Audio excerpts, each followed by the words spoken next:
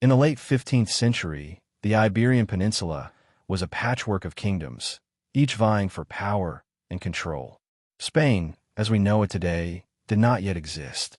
Instead, there were two powerful realms, Castile and Aragon, that were constantly engaged in politics, warfare, and alliances. But in 1469, a marriage would forever change the course of Spanish history. The marriage between Isabella of Castile and Ferdinand of Aragon was not just the joining of two royal families.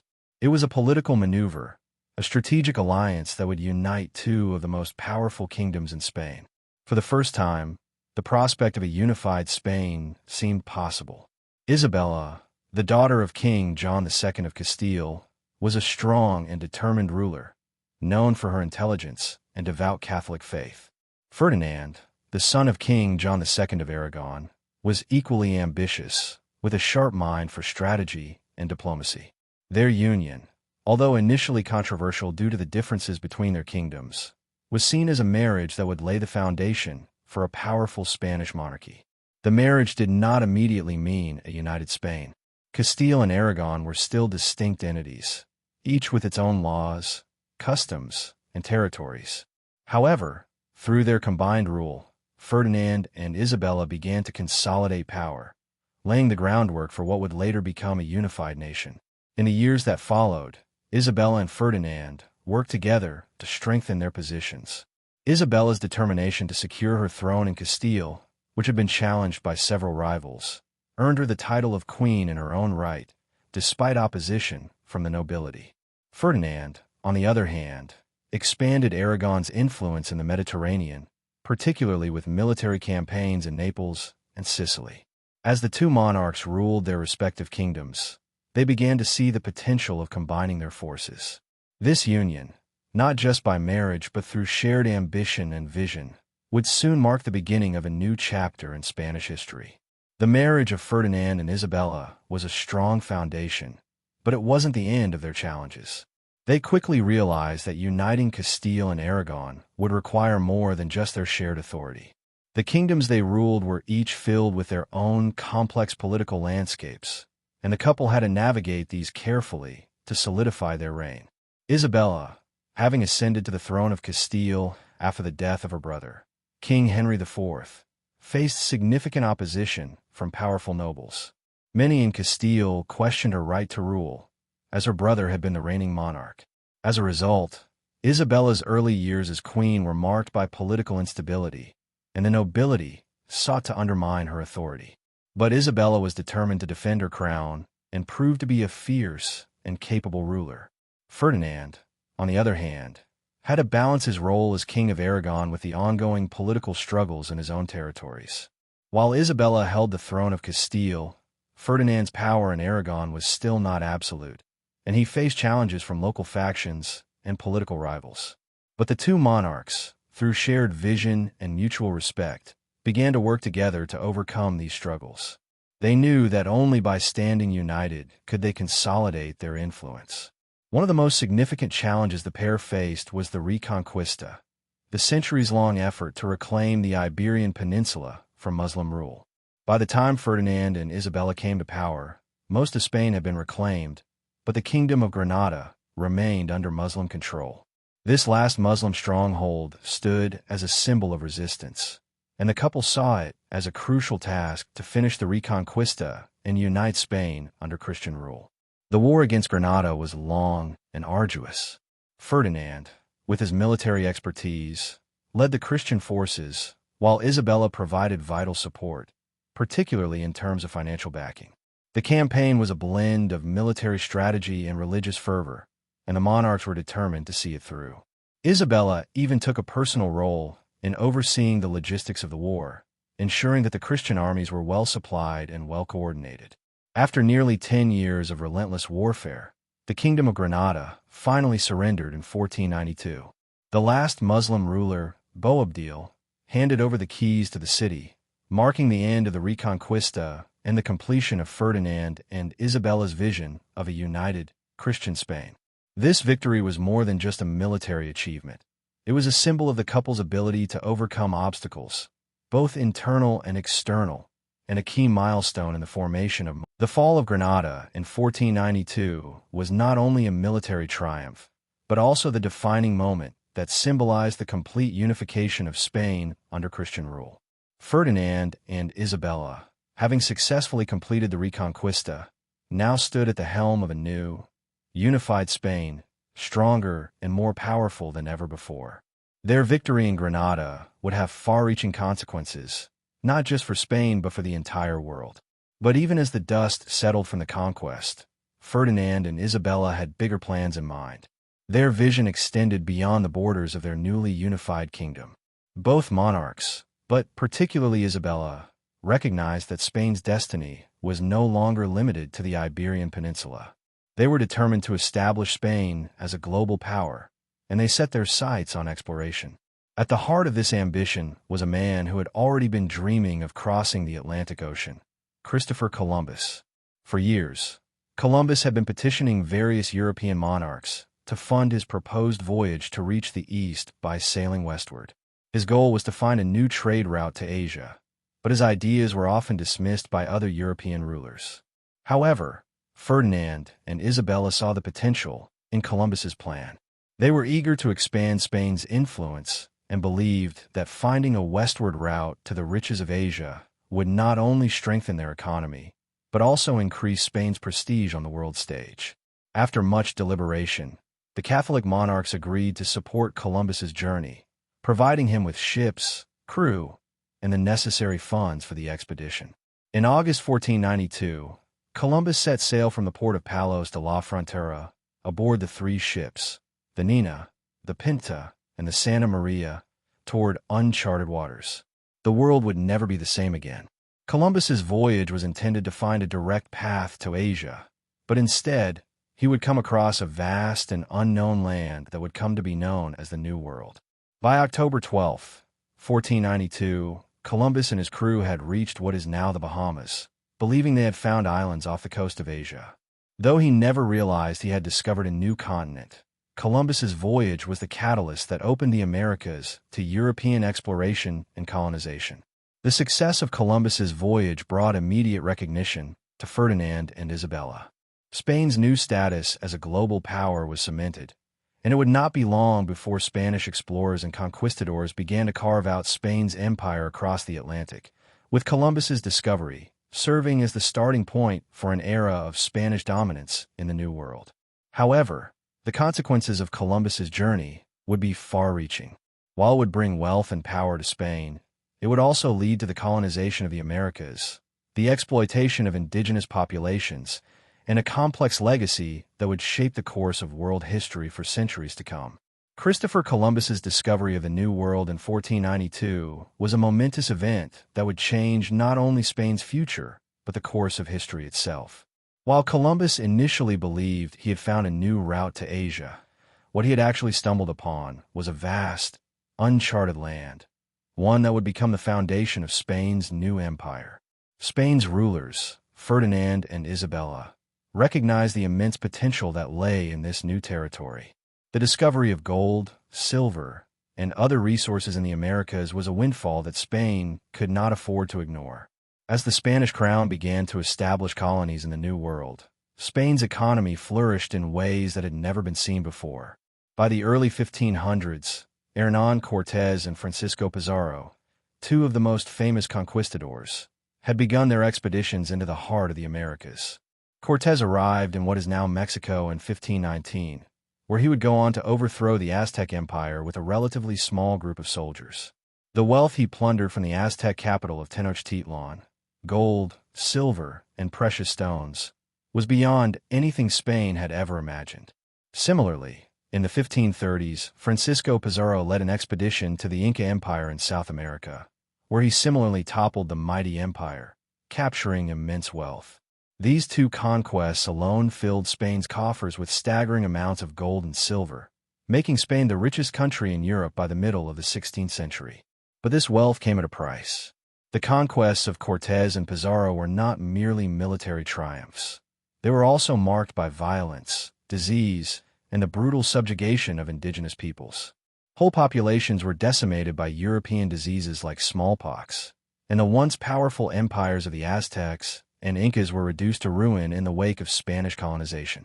As Spain's empire expanded in the Americas, Ferdinand and Isabella's successors, especially their grandson Charles V, worked tirelessly to consolidate Spain's power. Under Charles's rule, Spain's territories spread across much of the Americas, from the Caribbean to South America, and even into parts of North America. Spain became not only the wealthiest nation in Europe, but also one of the most powerful empires in the world. The riches flowing from the Americas allowed Spain to fund ambitious military campaigns across Europe, cementing its influence on the global stage. Spain played a central role in European politics, using its newfound wealth to defend Catholicism during the Reformation, as well as to engage in wars against its rivals, such as France, England, and the Ottoman Empire. However, this constant pursuit of wealth came with its own set of challenges. The massive influx of gold and silver from the New World led to inflation in Spain, destabilizing the economy. While Spain was rich in resources, it struggled to maintain economic stability, especially when the wealth flowing in was not invested wisely. This would become one of the early signs that Spain's empire was not as secure as it appeared. Nevertheless, the early years of Spanish expansion were filled with a sense of immense opportunity.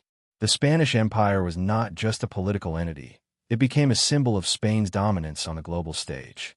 The combination of military power, religious fervor, and the pursuit of wealth had established Spain as the world's most formidable empire. The first chapter of Spain's imperial journey had been written, and the world had taken notice. As Ferdinand and Isabella's reign continued, their vision for Spain began to take shape. The marriage that had united two separate kingdoms in 1469 had now transformed into a single, powerful empire, unified under the banner of Catholicism. The completion of the Reconquista in 1492 was not just a military triumph. It was the fulfillment of their religious and political ambitions. The Granada victory had significant symbolic importance. After centuries of conflict, the final expulsion of the Moors from the Iberian Peninsula marked the end of a long chapter of religious and cultural division. The Catholic monarchs took great pride in their role as defenders of Christianity, and their victory in Granada was celebrated as a sign of divine favor. For Ferdinand and Isabella, it was not just about reclaiming territory. It was about asserting their identity as Catholic rulers, leading the charge in the spiritual and political unity. Shortly after the fall of Granada, Ferdinand and Isabella issued the Alhambra Decree in 1492, ordering the expulsion of the Jewish population from Spain. This decision, motivated by a desire for religious uniformity, was part of a larger initiative to rid Spain of what they saw as heresy. The decree required that all Jews either convert to Christianity or leave the country, and tens of thousands chose to flee. This harsh policy reflected the deeply religious nature of Ferdinand and Isabella's rule, as they sought to make Spain a model of Catholic orthodoxy. Meanwhile, their efforts to reform the Church within their own realm did not stop with the Inquisition. The Spanish Inquisition, established in 1478, was a key tool in enforcing Catholic orthodoxy. Its purpose was to root out heresy, particularly among Jews who had converted to Christianity but were suspected of secretly practicing their former faith, as well as Muslims and other non-Catholics. The Inquisition was a powerful force that would haunt Spain for centuries, leading to the persecution and execution of thousands, including notable intellectuals, Jews, and Muslims. In addition to their religious reforms, Ferdinand and Isabella made significant strides in securing Spain's place on the world stage. The monarchs were not just military leaders, they were also diplomats. They carefully navigated relationships with other European powers, such as France and the Holy Roman Empire, while simultaneously maintaining Spain's dominance in the Mediterranean and the Americas. Their marriage and combined rule were the beginning of a new era of Spanish influence that extended far beyond the Iberian Peninsula. By the time Ferdinand and Isabella passed from the scene, their reign had laid the groundwork for Spain's rise as a global empire. Their vision of a united Spain, both politically and religiously, had been realized. Spain was now a centralized kingdom with a powerful monarch, a wealth of new territories, and a strong identity as a Catholic nation. Though Ferdinand and Isabella's reign came to an end, their legacy lived on. Their grandson, Charles V, inherited their vast empire, and would go on to rule over one of the largest and most influential empires in history. The Catholic faith, the wealth from the New World, and the political unity they had built would remain cornerstones of Spain's identity for centuries. The reign of Ferdinand and Isabella marked the end of one chapter in Spanish history and the beginning of another. Their unity, both in marriage and in rule, set the stage for an empire that would leave its mark on the world. The story of the Catholic monarchs is one of vision, ambition, and a relentless pursuit of a unified, Catholic Spain that would go on to dominate Europe and the Americas. The year 1492 was a turning point not just for Spain, but for the world. With the fall of Granada, Ferdinand and Isabella had completed the Reconquista, unifying Spain under their rule. But as monumental as this achievement was, it was the discovery made later that same year that would truly mark the beginning of Spain's rise as a global empire. When Christopher Columbus sailed across the Atlantic, he opened the door to new worlds, forever changing the course of history. Columbus's journey was initially intended to find a new route to Asia, but instead he stumbled upon the lands of the New World, vast, uncharted territories that were rich in resources and waiting to be claimed. Though Columbus himself didn't realize the full scope of what he had discovered, his voyage marked the beginning of Spain's imperial ambitions. The Catholic monarchs, Ferdinand and Isabella, saw immense potential in this new land, and it was quickly clear that Spain was destined to become a global power. In the years that followed Columbus's voyage, the Spanish crown began to assert its dominance across the Atlantic. As more expeditions were launched, Hernán Cortés and Francisco Pizarro became central figures in Spain's rapid expansion. Cortés, in 1519, led an expedition to what is now Mexico, where he encountered the mighty Aztec Empire. Armed with little more than courage and ambition, Cortés overcame overwhelming odds to bring the empire to its knees. The riches from the Aztec capital of Tenochtitlan flooded back to Spain, setting the stage for an era of unprecedented wealth. Meanwhile, Pizarro was carving his own path in South America. In 1533, he brought the Inca Empire to its knees, further cementing Spain's control over vast territories. The discovery and conquest of the Americas proved to be Spain's gateway to wealth, power, and influence. Gold, silver, and precious gems began to pour into Spain, making it the wealthiest nation in Europe. However, the early days of Spain's empire were not without their challenges. The vast distances between Spain and the New World made governance difficult. The Spanish crown faced constant pressure to control its expanding empire and manage the numerous territories, from the Caribbean to the Pacific coast. Despite these challenges, Spain's early expansion was nothing short of extraordinary. The dream of an empire that spanned the globe was beginning to come true, and the world would never be the same. As Spain's empire rapidly expanded across the Americas, the political landscape of Europe was also shifting. The Spanish crown, which had been unified by Ferdinand and Isabella, passed to their grandson, Charles I, later known as Charles V, Holy Roman Emperor, in 1516. Charles's accession to the throne marked the beginning of a new era for Spain, one where the kingdom would stretch across continents, making Spain the most powerful empire in the world. Charles I was not just the king of Spain. Through inheritance, he was also the ruler of a vast collection of territories. His reign would see the union of the Spanish and Habsburg dynasties, as he inherited the Holy Roman Empire from his maternal grandfather, Emperor Maximilian I, and territories in Austria, Burgundy, and the Netherlands. As a result, Charles became one of the most powerful monarchs in Europe. But his empire was a complex and vast collection of lands, languages, and cultures that required a delicate balance to maintain. One of Charles's first challenges was to secure his control over Spain itself. Despite Ferdinand and Isabella's earlier consolidation, the country's political landscape was still fractured, especially in the region of Castile. The Spanish nobility, which had grown wealthy and powerful during the earlier stages of the Reconquista, was reluctant to submit to a monarch who was also the ruler of vast territories outside Spain. This tension would define Charles's early years as he struggled to assert his authority over his domestic kingdom. Yet, despite these internal challenges, Charles was determined to push Spain to the forefront of European politics.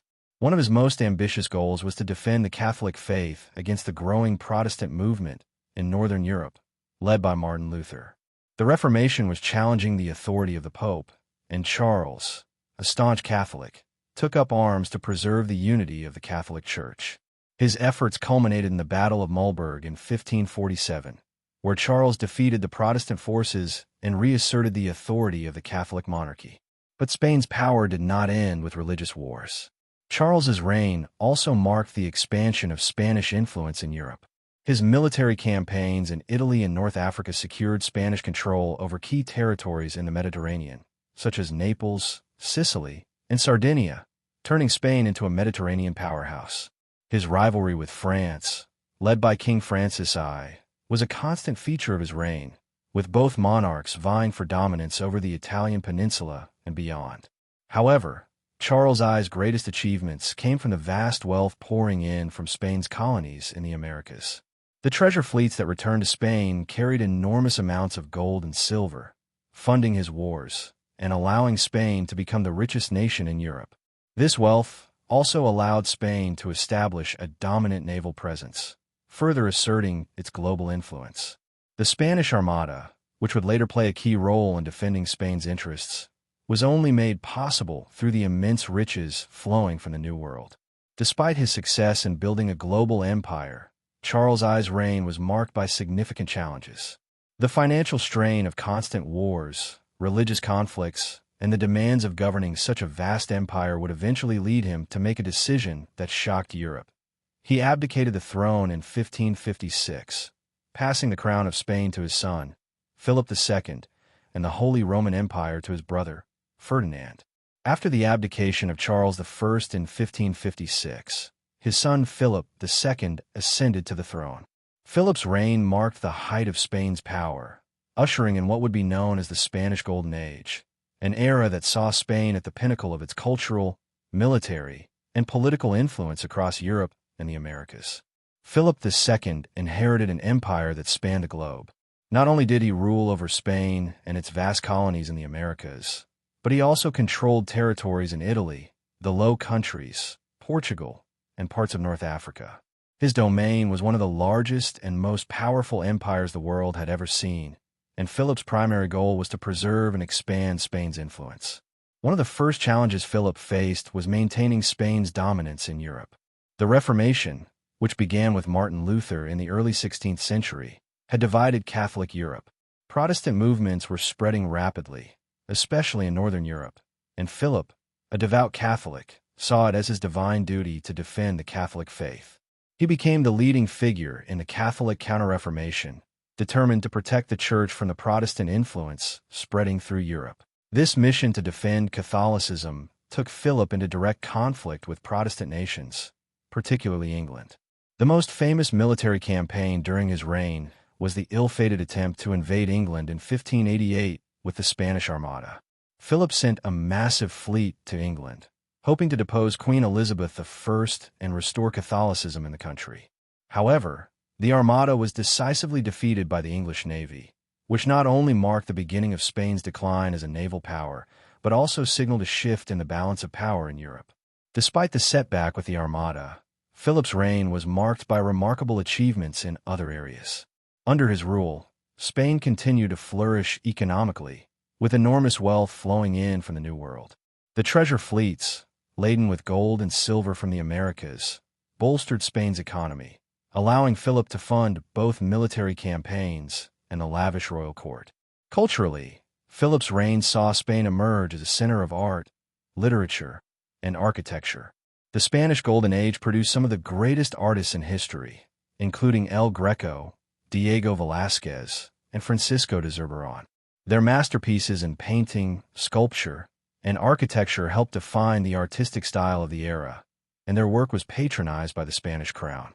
The Spanish Inquisition, which had been a tool of religious enforcement during Ferdinand and Isabella's reign, continued under Philip II, although its role began to shift. It was still a powerful institution, used to root out heresy and enforce Catholic orthodoxy, but by Philip's time, it was also being used to suppress dissent and control the growing number of non-Catholic minorities in Spain's territories. Philip's reign also saw the further expansion of Spanish influence in the Americas. Spanish conquistadors, following in the footsteps of Cortés and Pizarro, continued to explore and claim vast new territories in North and South America. The Spanish Empire grew to encompass most of the Americas, with Mexico, Peru, and large portions of South America under Spanish control. Meanwhile, Spain's influence in the Philippines helped establish it as a critical trade hub between Asia and the Americas. Despite these successes, the weight of managing such a vast empire began to take its toll on Spain. Philip's many military campaigns, particularly in the Netherlands and against the Ottoman Empire, drained Spain's resources.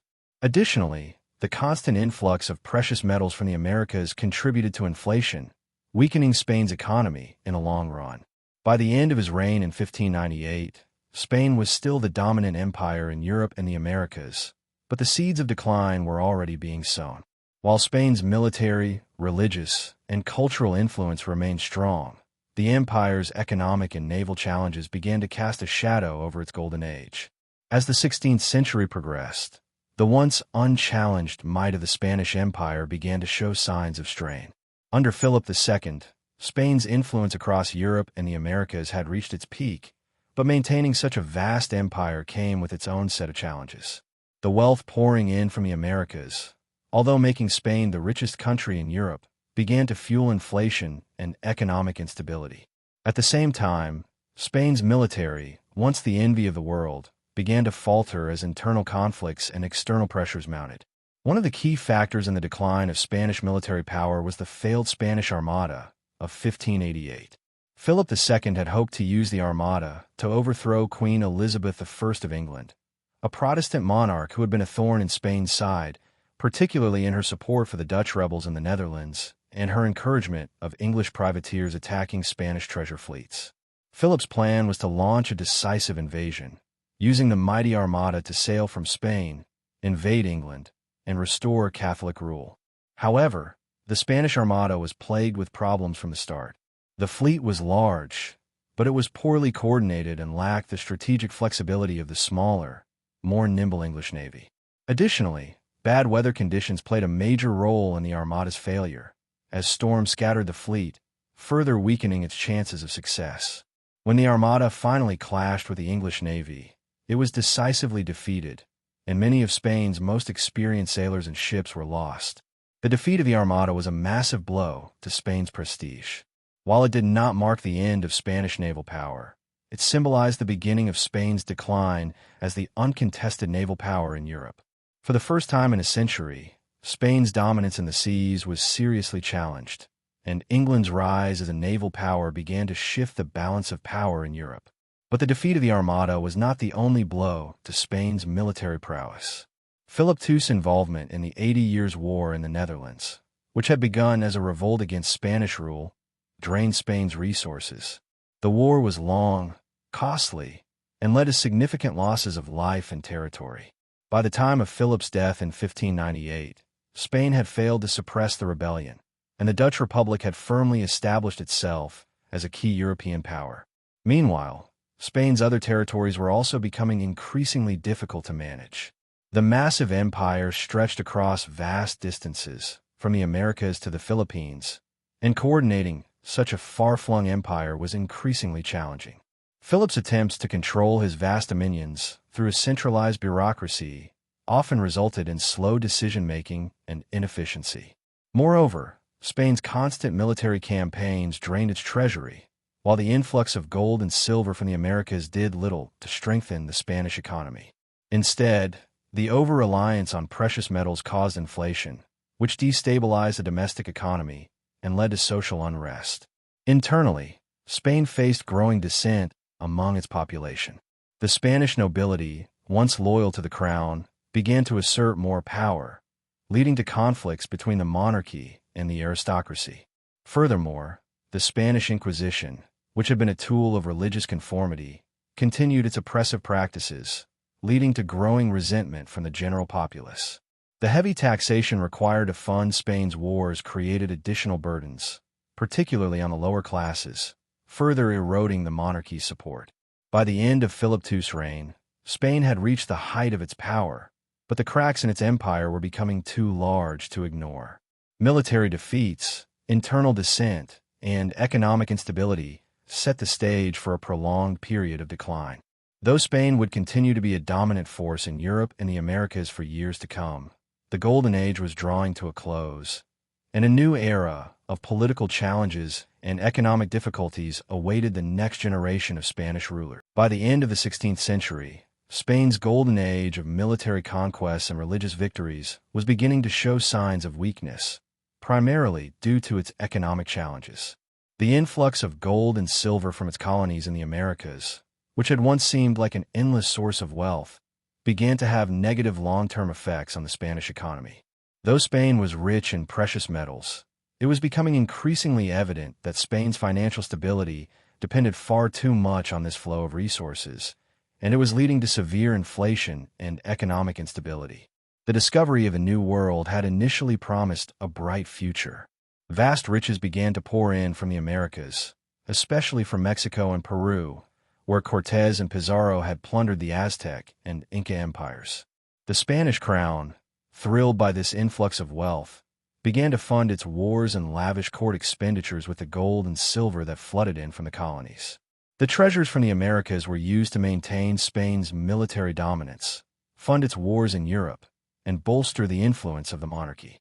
However, this abundance of gold and silver did not equate to long-term financial prosperity.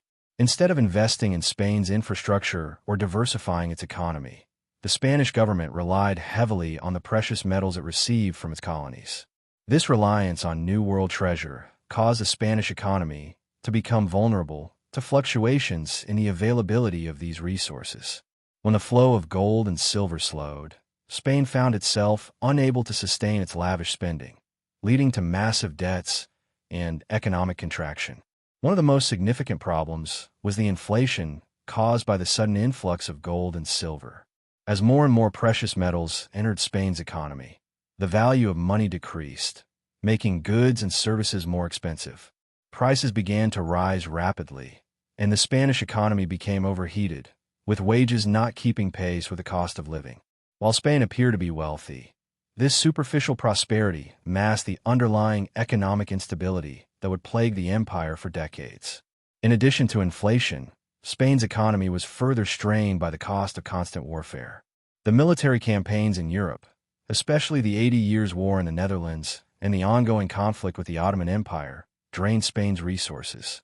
These wars, coupled with Philip II's expensive attempts to suppress the Protestant Reformation, placed an enormous financial burden on the Spanish crown. To fund these wars, Spain borrowed heavily from foreign bankers, accumulating vast amounts of debt that could never be fully repaid. The heavy burden of war, combined with the lack of economic diversification, meant that Spain was becoming increasingly dependent on its colonies in the Americas. This situation was precarious. If the flow of wealth from the New World slowed, Spain's economy would collapse. Unfortunately, this is precisely what happened in the late 16th century. Spanish colonies, particularly in the Americas, began to experience their own economic problems, such as the depletion of easy-to-access gold mines and the rise of local resistance to Spanish rule. Moreover, the Spanish nobility became complacent, relying on their vast estates and the wealth from colonial trade rather than investing in industry or infrastructure. This contributed to a stagnation in Spain's domestic economy. While other European nations, such as England and the Netherlands, were developing new industries and advancing in commerce and trade, Spain's economy stagnated. By the time of Philip II's death in 1598, Spain was still one of the richest countries in the world, but its economy was crumbling under the weight of debt, inflation, and poor management. The empire that had once seemed invincible was showing cracks, and the wealth from the Americas, which had propelled Spain to global power, was no longer enough to maintain the empire's dominance. By the late 16th century, Spain's empire, once at the peak of its power, was beginning to face significant internal and external challenges. While Spain's overseas territories continued to provide wealth, its European holdings and military power were now under serious strain. The Dutch Revolt, which had begun in the 1560s, would become one of the most defining conflicts of Philip II's reign, as the Low Countries, which were under Spanish rule, fought for independence. At the same time, Spain's constant rivalry with France continued to destabilize Europe. The Dutch revolt was rooted in a variety of causes. Religious tensions were one of the driving forces, as the Protestant Reformation had spread rapidly throughout the Netherlands, a region that was predominantly Catholic. Philip II, a devout Catholic, had introduced harsh measures to suppress Protestantism, including the Spanish Inquisition, which led to widespread persecution of Protestants. The Dutch, many of whom had converted to Protestantism, resisted Spanish rule, and their desire for religious and political freedom sparked a rebellion that would last for decades. The revolt was also fueled by economic grievances, as Spain's policies heavily taxed the Dutch people to fund the empire's wars and lavish court. Additionally, the centralized rule of Philip II was seen as oppressive by the local Dutch nobility, who resented the growing power of the monarchy. The Dutch sought greater autonomy and the ability to govern themselves without interference from Madrid. The revolt erupted in full force in 1568, with the Dutch provinces rising against Spanish rule. Over the next several years, Spain struggled to suppress the rebellion, sending large military forces to quell the uprisings. But despite Philip II's efforts, the Dutch were able to hold on to several key cities, including Antwerp and Amsterdam, and they began to develop a strong resistance movement under the leadership of figures like William the Silent, the Prince of Orange. By the early 1600s, Spain's resources were stretched thin. The long conflict in the Netherlands drained both manpower and finances, and Spain's control over the region weakened. The Treaty of Westphalia in 1648 finally recognized the Dutch Republic's independence, marking a significant loss of Spanish power in Northern Europe.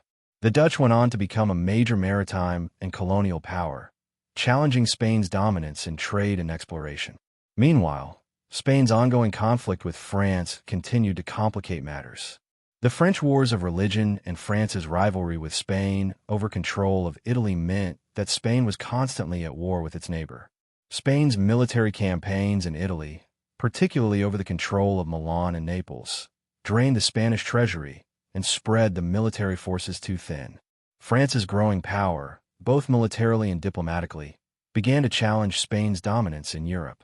By the end of Philip II's reign, Spain was still the dominant power in southern Europe and the Americas, but its influence in the Netherlands and France had sharply declined.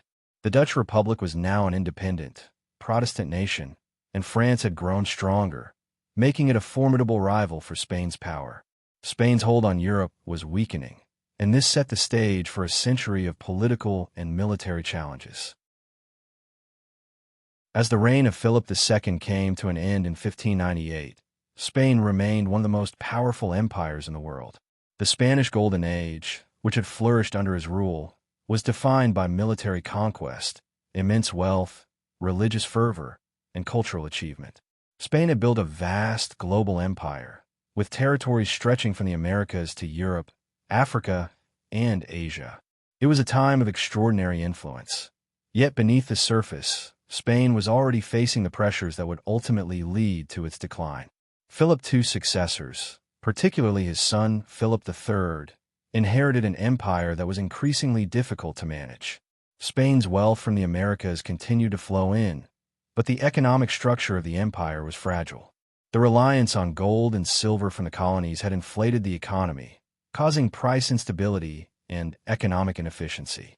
The inflation and economic stagnation that had begun under Philip II worsened, and Spain's financial situation continued to deteriorate. Moreover, Spain's military dominance was waning.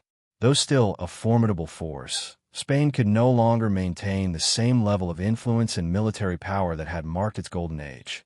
The Spanish Armada's defeat by the English in 1588 had signaled the decline of Spain's naval supremacy, and Spain's overstretched resources were unable to match the growing naval and military prowess of rival nations like England, the Dutch Republic, and France.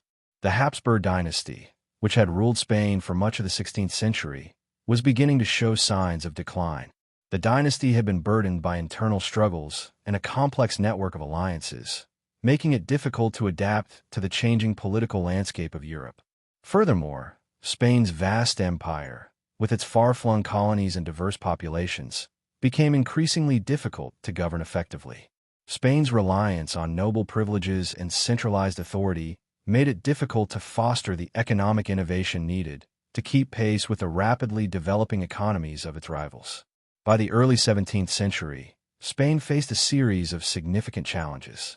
In addition to the Dutch revolt and constant military confrontations with France, Spain's empire in the Americas began to experience resistance and rebellion.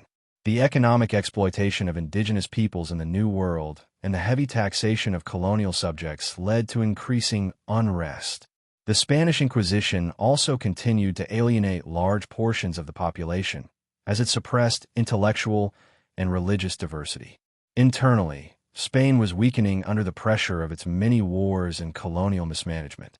The empire's once vibrant economic trade routes began to falter, as other European nations, such as England and the Netherlands, established their own lucrative trading empires in the Americas and Asia.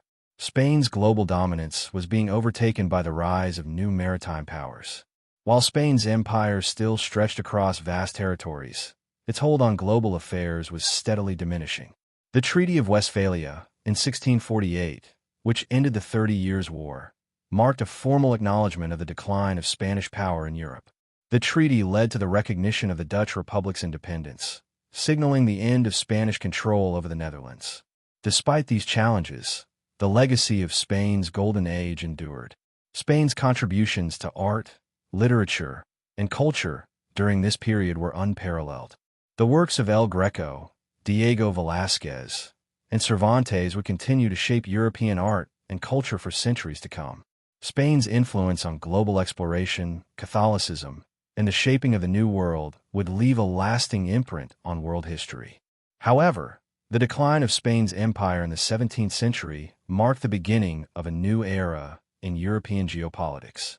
Spain's global dominance was gradually eclipsed by rising powers like France, the Dutch Republic, and England, all of which would go on to challenge Spain's position in Europe and the world. By the 18th century, Spain's empire would continue to shrink, and its colonial territories in the Americas would begin to break free, marking the end of the era of Spanish supremacy. The Golden Age of Spain is often considered the zenith of the country's cultural, political, and military influence in Europe and the Americas. This period, which spanned much of the 16th and 17th centuries, saw Spain's empire reach unprecedented heights, both in terms of territory and cultural output. It was an era marked by religious zeal, military power, and an outpouring of artistic and literary achievements that would leave a lasting impact on world history. The beginning of Spain's Golden Age can be traced back to the reign of Philip II, who ascended to the throne in 1556. As the son of Charles V, Philip inherited not only Spain and its vast overseas territories, but also a complex and fragile empire.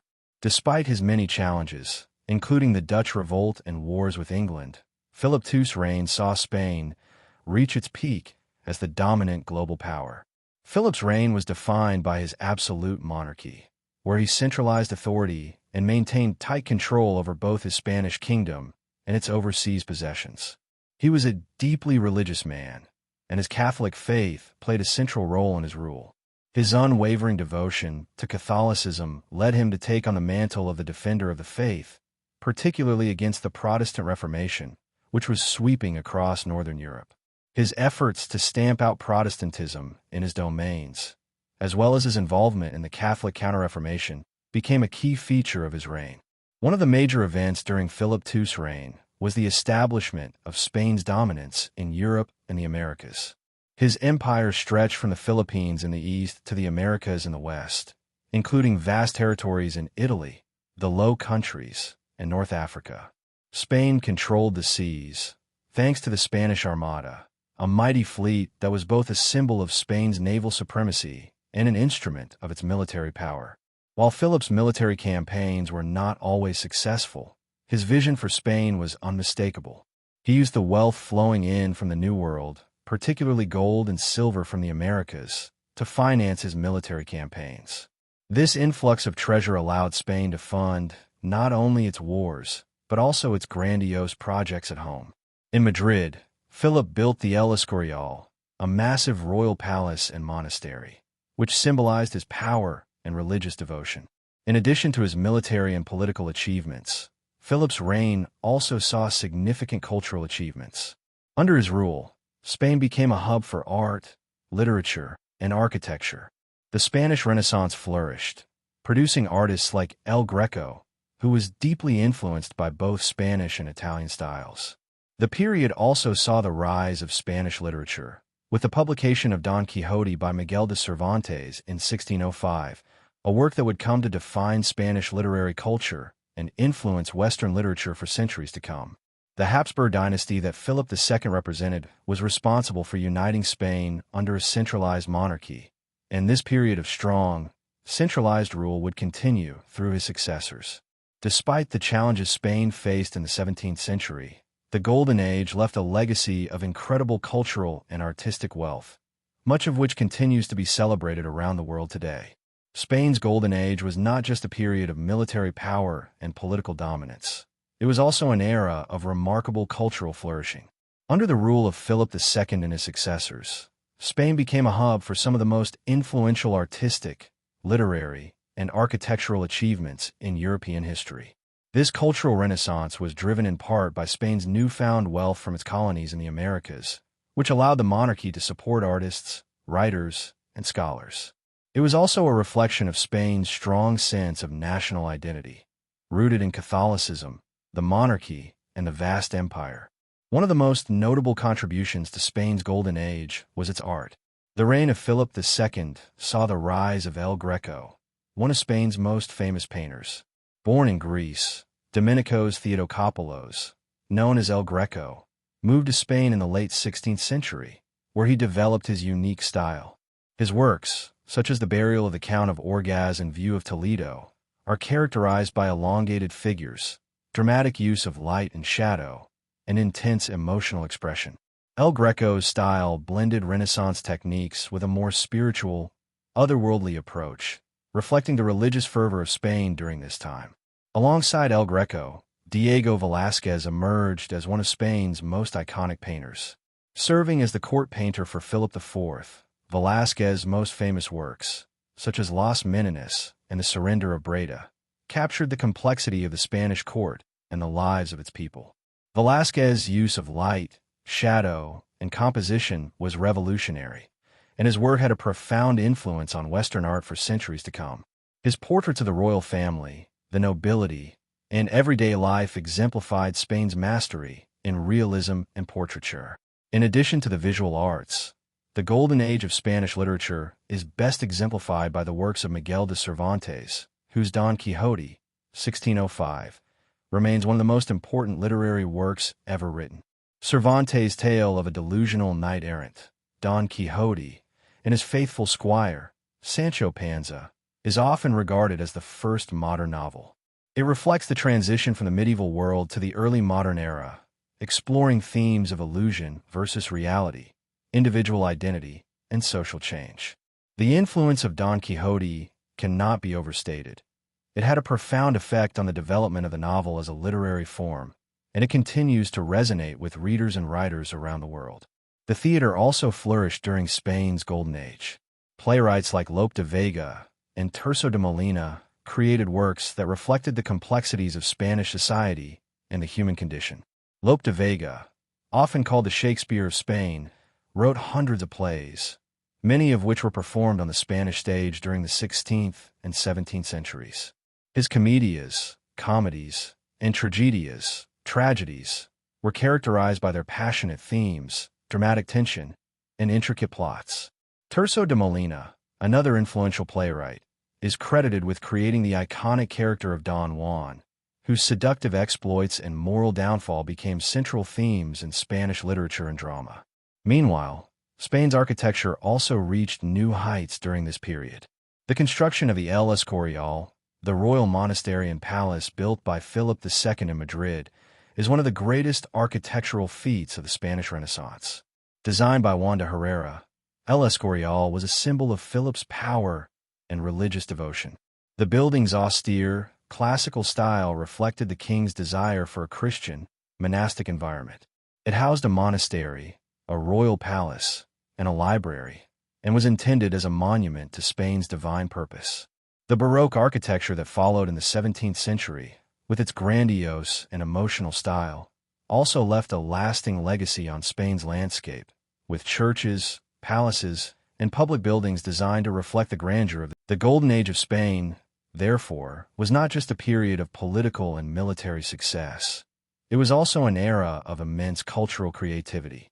Artists, writers, and architects worked within the framework of Spanish identity, shaped by Catholicism, the Habsburg monarchy, and the vast empire Spain controlled.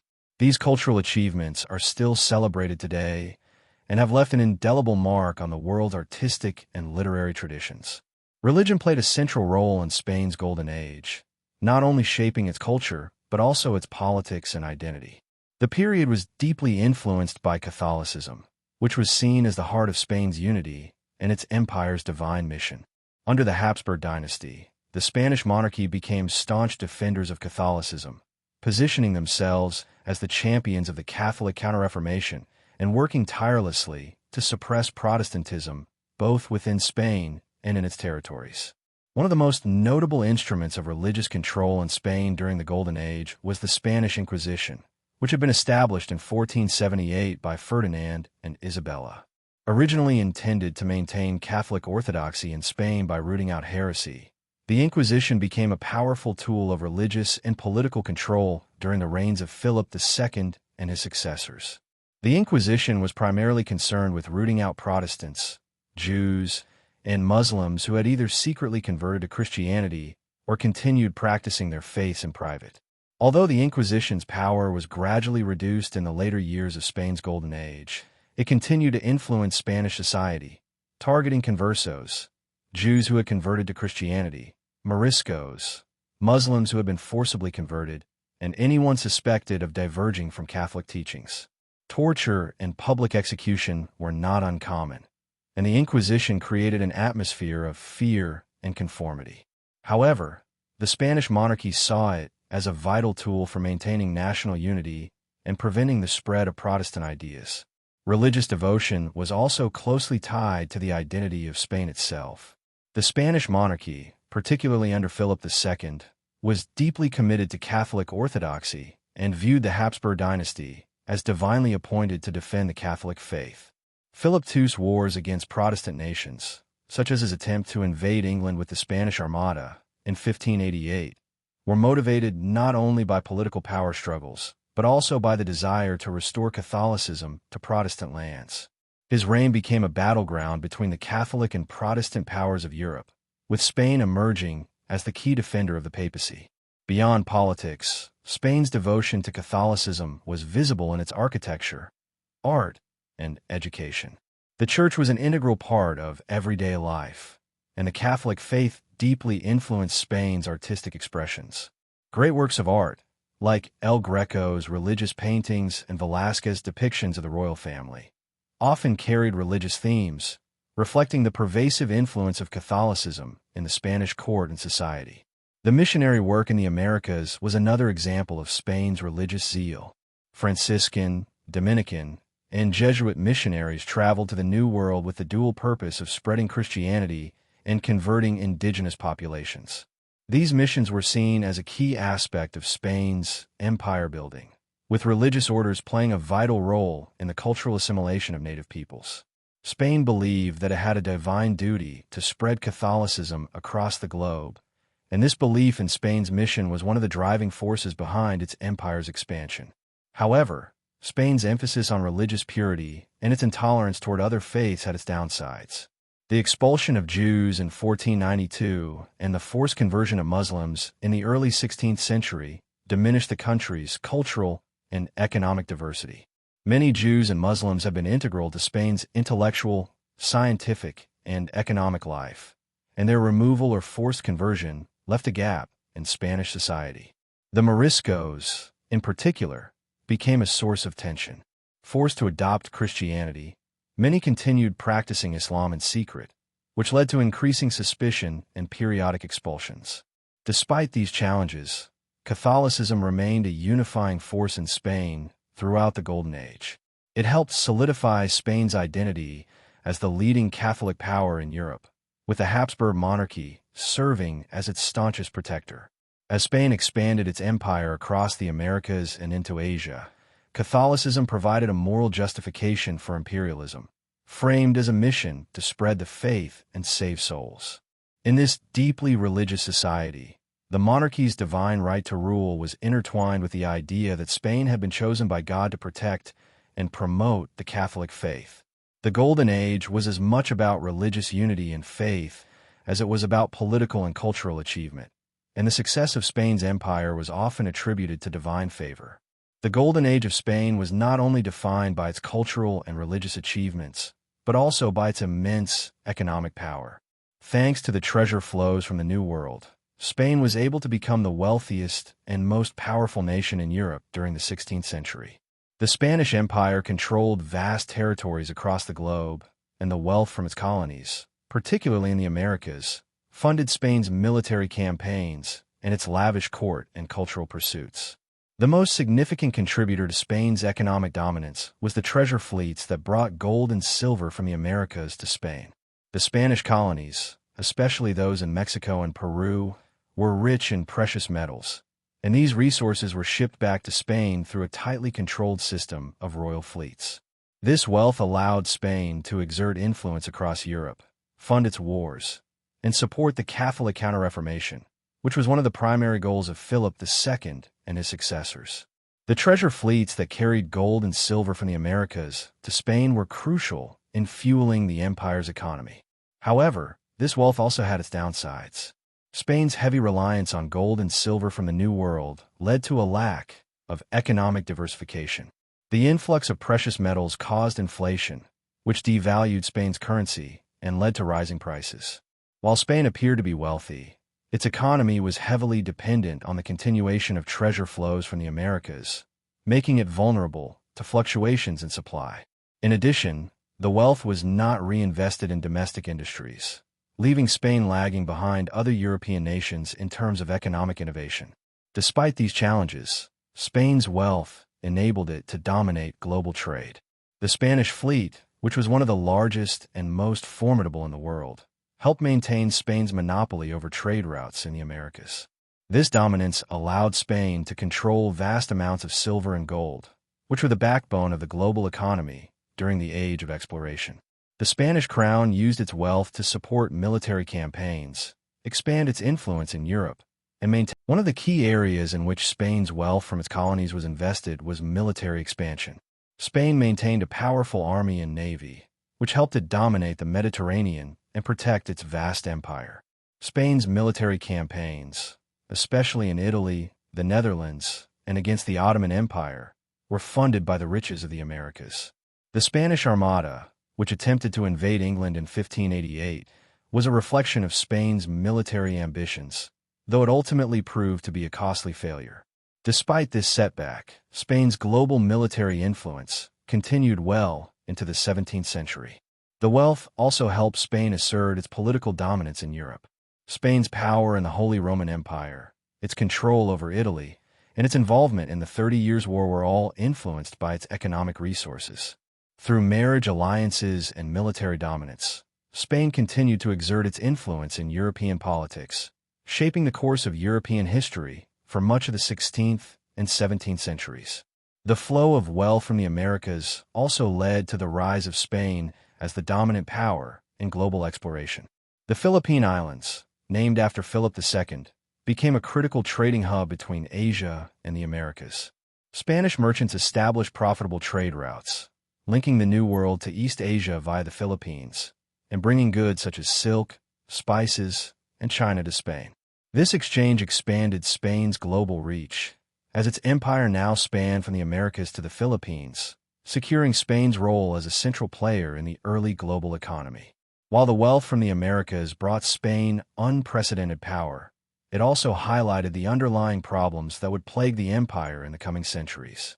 The inflation caused by the influx of gold and silver, the lack of reinvestment in domestic industries, and the reliance on precious metals for military and political expansion were all factors that ultimately led to the empire's decline. Yet, during its golden age, Spain enjoyed a level of wealth and influence that allowed it to dominate the global stage, shaping the world's economy and political landscape for generations. The Golden Age of Spain was not just a period of cultural and economic prosperity. It was also a time of significant military power. Spain's military prowess was integral to the empire's global dominance, with its army and navy securing Spain's place as a leading European power. Under the rule of Philip II and his successors, Spain's military influence spanned from the Mediterranean to the Americas, and it was involved in numerous wars that shaped the political landscape of Europe and the world. One of the most important aspects of Spain's military strength during the Golden Age was its navy. Spain's fleets dominated the seas, controlling key shipping routes between Europe, the Americas, and Asia. The Spanish Armada, formed in the late 16th century, became a symbol of Spain's naval might, though its infamous defeat by the English in 1588 marked a turning point in Spanish naval supremacy. Despite this setback, Spain continued to maintain a powerful fleet throughout the Golden Age, particularly in the Mediterranean, where it clashed with the Ottoman Empire and fought to maintain control over its Italian and North African territories. Spain's military endeavors were not limited to the sea.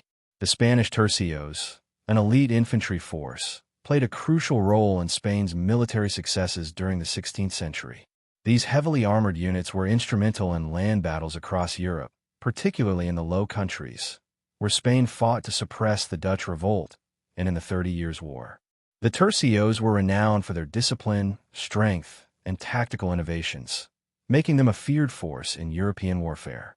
However, by the mid-17th century, Spain's military power began to decline. The 30 Years' War, 1618 to 1648, which was primarily a conflict between Catholic and Protestant states in Europe, became a major battleground for Spanish forces. Initially, Spain fought on the side of the Catholic League under the leadership of the Habsburg dynasty. Spain hoped to maintain its dominance over Germany and the Low Countries, while also defending the Catholic faith against Protestant forces. However, as the war dragged on, Spain's military strength began to wane. The prolonged conflict drained Spain's resources, both in terms of manpower and finances, and weakened the Spanish army's effectiveness. The war was particularly devastating for Spain's hold over the Low Countries, where the Dutch had already been engaged in a rebellion against Spanish rule since 1568. The war also stretched Spanish forces across multiple fronts, from France to the Holy Roman Empire. Spain found itself fighting numerous adversaries, including France, Sweden, and the Dutch, which left it vulnerable to overextension. The Treaty of Westphalia, 1648, which ended the 30 Years' War, marked a significant moment in the decline of Spanish power. Spain was forced to cede several key territories, including parts of the Spanish Netherlands to the Dutch, and its dominance in Europe was challenged. The defeat of Spanish forces in the war, coupled with the financial and political turmoil that followed, signaled the beginning of Spain's decline as a military power in Europe. Spain's military decline was also a result of its increasing reliance on mercenaries and the noble class for troops. While Spain's elite tercios were once the backbone of its military, the declining quality of soldiers, coupled with inflation and economic difficulties, led to a weakening of its forces. The noble privilege system, which granted Spanish nobles the right to lead armies, became increasingly ineffective, as many of these nobles lacked the discipline and training required for effective military command. By the late 17th century, Spain was no longer the military powerhouse it had been during its Golden Age. The once dominant Spanish army was facing defeat on multiple fronts, and its naval supremacy was challenged by other European powers, such as England, the Netherlands, and later France. The War of Spanish Succession, 1701 to 1714, further undermined Spanish military power, as Spain was forced to surrender significant territories to France and Britain. Despite the decline of Spain's military dominance, the legacy of its military prowess during the Golden Age remained. The Spanish tercios were still regarded as some of the best-trained soldiers in Europe, and the Spanish Navy continued to play a role in global trade and exploration. Spain's military influence may have waned, but its Golden Age still resonated in the cultural and political institutions that survived for centuries. By the 17th century, Spain's Golden Age was beginning to show signs of decline. Despite the vast wealth flowing in from the New World, Spain's empire was facing mounting pressures from both internal and external forces. The Habsburg dynasty, which had brought Spain to its greatest heights, was now struggling to maintain control over its sprawling territories. While the empire still boasted a strong military presence and enormous wealth, the resources required to maintain such a vast empire were beginning to strain Spain's economy and military capabilities. One of the most significant factors contributing to the decline of Spain's empire was its financial instability. The continuous flow of gold and silver from the Americas had initially provided Spain with enormous wealth, but over time, this wealth contributed to severe inflation. The influx of precious metals devalued Spain's currency, making goods and services more expensive. As a result, the Spanish economy became overheated, and the constant rise in prices weakened the purchasing power of the Spanish people. Furthermore, Spain's reliance on the New World's wealth created an economy that was deeply unbalanced. Rather than investing in domestic industries, Spain continued to rely on the plunder of gold and silver to fund its military campaigns and court extravagances. As a result, Spain failed to develop a more diversified and sustainable economy, and the lack of industrial growth left Spain vulnerable to competition from other European nations like England, the Netherlands, and France, which were rapidly advancing in trade and industry. The military, once the backbone of Spain's power, also began to show signs of weakness. Despite the initial successes of the Spanish Armada, Spain's military power began to wane due to overextension and the lack of resources. The 30 Years' War, which raged across Europe from 1618 to 1648, drained Spain's coffers and left it struggling to maintain control over its territories. Spain was forced to spend vast amounts of money on military campaigns across Europe, particularly in the Netherlands, where the Dutch revolt had already weakened Spanish control. The Treaty of Westphalia in 1648 officially ended the conflict and resulted in the recognition of the Dutch Republic's independence, a major blow to Spain's dominance in Europe. Meanwhile, Spain's empire in the Americas was facing its own challenges. The constant exploitation of indigenous populations, combined with the depletion of easily accessible gold and silver mines, led to economic stagnation in the colonies. Local resistance to Spanish rule began to grow, and the vast distances between the colonies and Spain made it difficult to maintain control. While Spain still held significant territory in the Americas, the economic and political challenges of managing such a vast empire contributed to its gradual weakening. Another critical blow came with the War of Spanish Succession, 1701 to 1714. This war, which was fought over the Spanish throne, pitted Spain against a coalition of European powers, including France, Britain, and the Dutch Republic. The conflict resulted in the Treaty of Utrecht in 1713, which significantly reduced Spain's territories in Europe. Spain was forced to cede control of Gibraltar to Britain, which gave Britain a foothold in the Mediterranean, and the Spanish Netherlands, Naples, and Milan to other European powers. This marked the end of Spain's dominance in Europe and signaled the beginning of a new era in European politics, with Spain no longer at the center of global affairs. Internally, Spain was suffering from political instability. The Habsburg dynasty, which had ruled Spain for centuries, was plagued by succession crises and weakening royal power. The later Habsburg monarchs were often weak and ineffective rulers, unable to maintain the authority that their predecessors had commanded. The lack of strong leadership contributed to political turmoil, and the noble class began to assert more power, further undermining the monarchy's control over the empire. By the early 18th century, Spain's empire, though still vast, was no longer the dominant power it had been during the Golden Age. Its influence in Europe had diminished, and its economic power had been severely weakened by inflation, over-reliance on the Americas, and military setbacks. The decline of Spain's empire marked the end of the Habsburg era and the beginning of a new phase in Spain's history, as the Bourbon dynasty took control and sought to reform the country in the face of a changing European world order. By the early 17th century, the Spanish Empire, once the most powerful empire in the world, was beginning to show signs of decline. The vast wealth from its colonies in the Americas, once seen as a source of endless prosperity, had created an illusion of unshakable power. Yet beneath the surface, Spain was grappling with significant economic and political challenges that would shape the next century of its history. One of the most pressing issues was the economic strain brought on by the empire's reliance on gold and silver from the New World. For much of the 16th century, these precious metals have been flowing steadily into Spain, funding military campaigns, maintaining the royal court, and supporting the Catholic Church. However, by the early 17th century, Spain's overdependence on these resources began to backfire. The constant influx of gold and silver led to inflation, as the influx of precious metals devalued the Spanish currency. This resulted in rising prices, which eroded the purchasing power of the Spanish people and hurt the economy.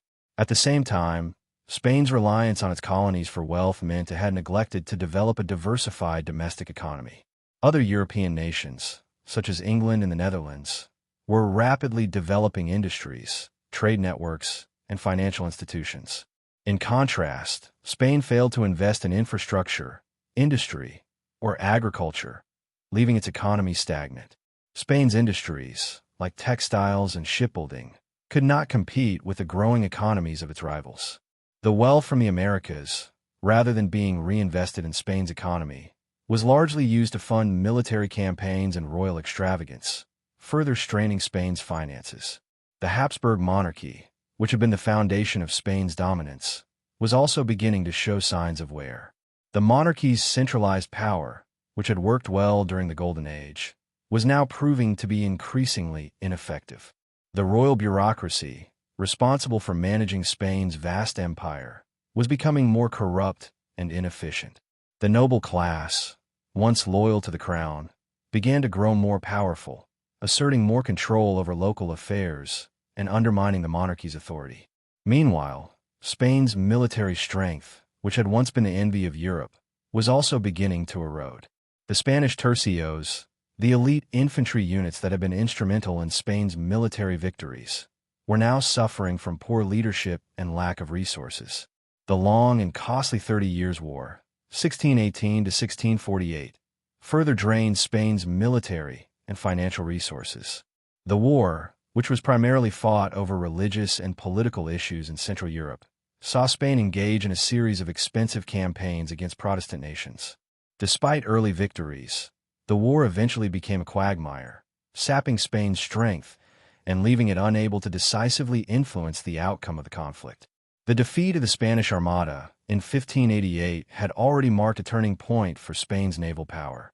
While Spain retained a formidable fleet, the loss of naval supremacy to England and the Dutch Republic weakened Spain's ability to control trade routes and defend its overseas territories. Additionally, the Spanish infantry suffered from inadequate training, outdated tactics, and a lack of proper funding, making it increasingly difficult for Spain to maintain its military presence in Europe and the Americas. In this climate of economic decline and military challenges, the Habsburg monarchy's grip on Spain began to loosen. The political structure, based on a centralized monarchy with a strong royal court, had created an effective system during the Golden Age, but by the early 17th century, it was no longer able to adapt to the pressures of a rapidly changing Europe. Financial crises, political instability, and military failures began to mark the period, signaling the beginning of a long decline that would stretch through the 17th century. One of the most significant events contributing to the early decline of the Spanish Empire in the 17th century was the Dutch Revolt, which had begun in the late 16th century but continued to weaken Spanish control over the Low Countries throughout the 1600s. The revolt was driven by a combination of religious, political, and economic factors, and it became a key battleground between the Catholic Spanish monarchy and the Protestant Dutch rebels. The Spanish Netherlands, today the modern countries of Belgium and Luxembourg, had long been an integral part of the Spanish Empire. In the 16th century, the region was a prosperous and vital source of wealth for Spain, both through trade and the production of textiles and other goods. However, as Protestantism spread throughout Northern Europe, including the Netherlands, tensions between the Catholic rulers in Madrid and the increasingly Protestant population in the Low Countries reached a breaking point. The revolt began in 1568 under the leadership of William the Silent, the Prince of Orange, and was further fueled by the harsh policies of Philip II, who sought to suppress the Protestant Reformation in his territories. In response to Philip's Inquisition, the The people of the Netherlands rose up, and the revolt quickly escalated into a full-scale war. Despite early Spanish victories, the conflict dragged on for decades, with Spain's military resources stretched thin as it fought battles on multiple fronts, including the 30 Years' War. The Dutch were determined to secure their independence, and with the support of other European Protestant nations, especially England and the Dutch East India Company, they mounted a strong resistance against Spanish forces. By the early 17th century, the Dutch Republic, led by the United Provinces of the Netherlands, had established itself as a formidable opponent to Spain. The Dutch Navy, one of the most advanced in Europe, played a pivotal role in this struggle. Spanish forces, once dominant at sea, were now increasingly unable to compete with the growing naval power of the Dutch. By 1609, after decades of war, the 12 Years' Truce was signed between Spain and the Dutch rebels, though fighting resumed shortly after. This truce provided the Dutch with a respite, and by the Treaty of Westphalia in 1648, the Dutch Republic was officially recognized as an independent state. Spain's control over the Spanish Netherlands was effectively lost, marking a major blow to the empire's political and economic power in Europe. The loss of the Spanish Netherlands had profound consequences for Spain. Not only did it deprive Spain of a wealthy territory that had contributed significantly to the empire's economy, but it also weakened Spain's military presence in Europe. The Dutch gained significant advantages in both trade and military strength, becoming a rising power in Europe. The Dutch Golden Age, which followed their independence, saw the Netherlands flourish as a major maritime and economic power, further diminishing Spain's dominance on the world stage. Spain's inability to suppress the revolt also showed the limits of its military power. Despite the strength of the Spanish tercios and its well-equipped armies, Spain could no longer maintain its hold on the Low Countries, a region that had once been under its complete control. The loss of the Spanish Netherlands also marked the beginning of Spain's gradual retreat from its earlier position as the dominant European power. This defeat in the Netherlands was one of the key indicators that the Spanish Empire was no longer able to maintain its vast territorial holdings in Europe. In addition to military and political challenges, the loss of the Netherlands also had a devastating effect on Spain's economy. The Dutch had been significant contributors to Spain's wealth through trade and taxes, and their departure from Spanish rule led to a disruption of vital economic networks. Spain's reliance on gold and silver from the Americas, rather than developing more sustainable economic policies at home, only further exacerbated the empire's financial instability. In the early 17th century, the Spanish Empire faced mounting economic challenges that would contribute significantly to its decline. While the gold and silver flowing from the Americas had initially made Spain the wealthiest nation in Europe, by the 1600s, these precious metals had created serious economic imbalances.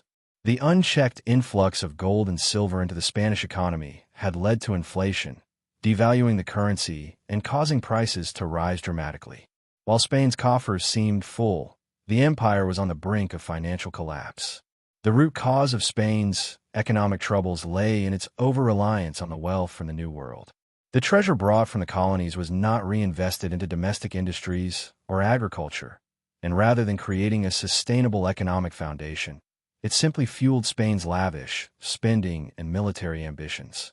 Spain's wealth was being spent on maintaining a massive military presence in Europe and its overseas territories, with constant wars in the Netherlands, Italy, and North Africa, as well as its ongoing conflict with France.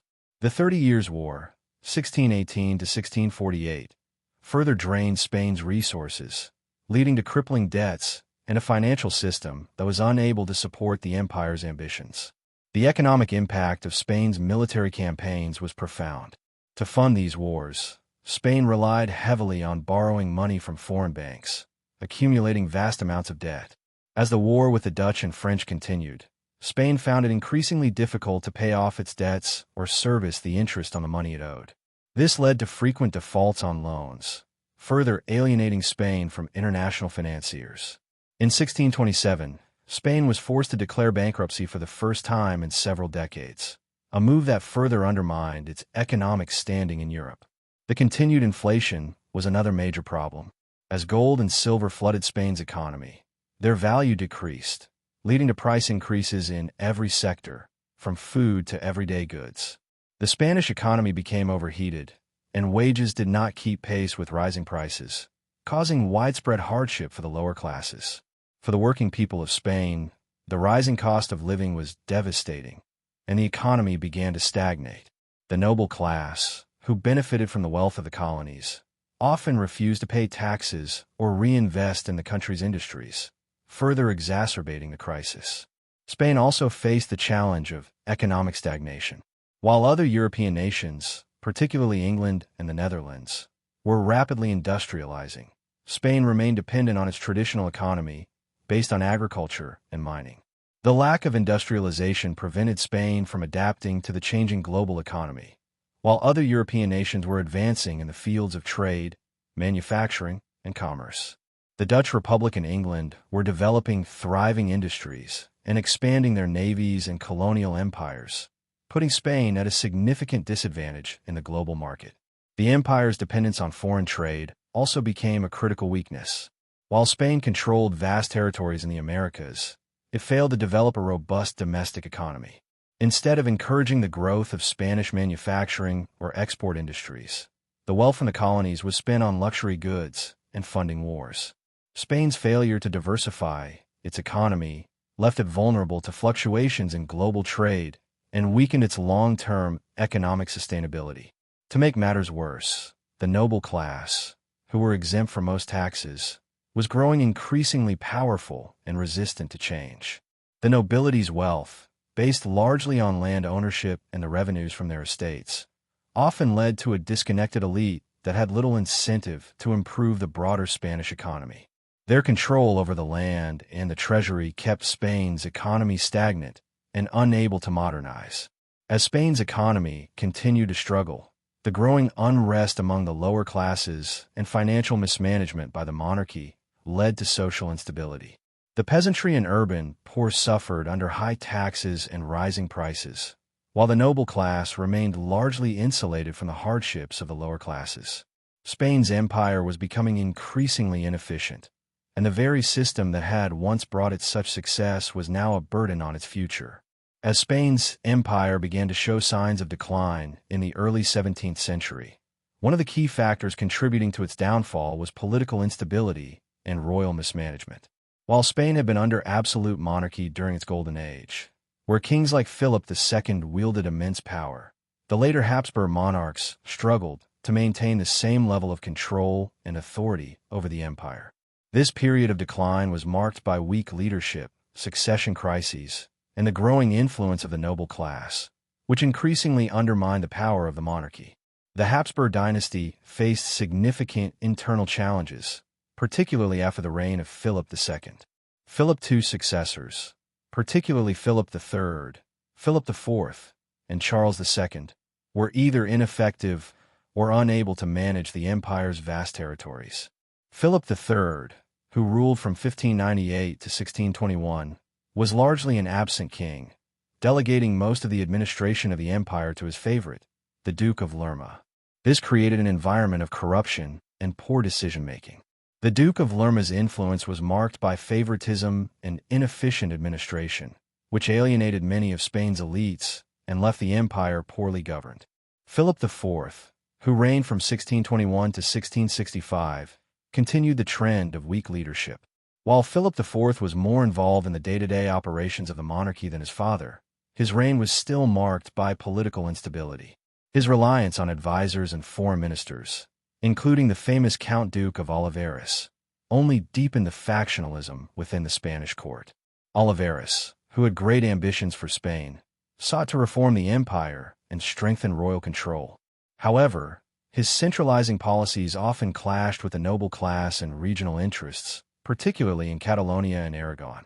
His efforts to increase royal power in the provinces, including raising taxes to fund Spain's military campaigns, led to widespread resentment. The political instability in Spain was compounded by succession crises, which further weakened the monarchy's grip on power.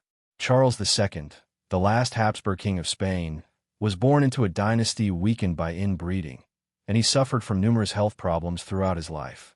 His reign, from 1665 to 1700, was marked by an empire in disarray.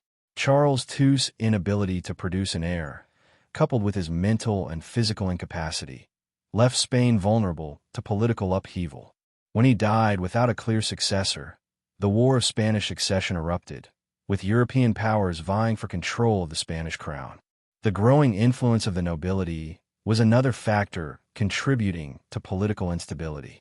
Throughout the 16th and early 17th centuries, the Spanish nobility had enjoyed a privileged status, exempt from most taxes, and able to maintain large estates and military forces. However, as Spain's economy faltered and its military power waned, the nobility became more entrenched in local politics.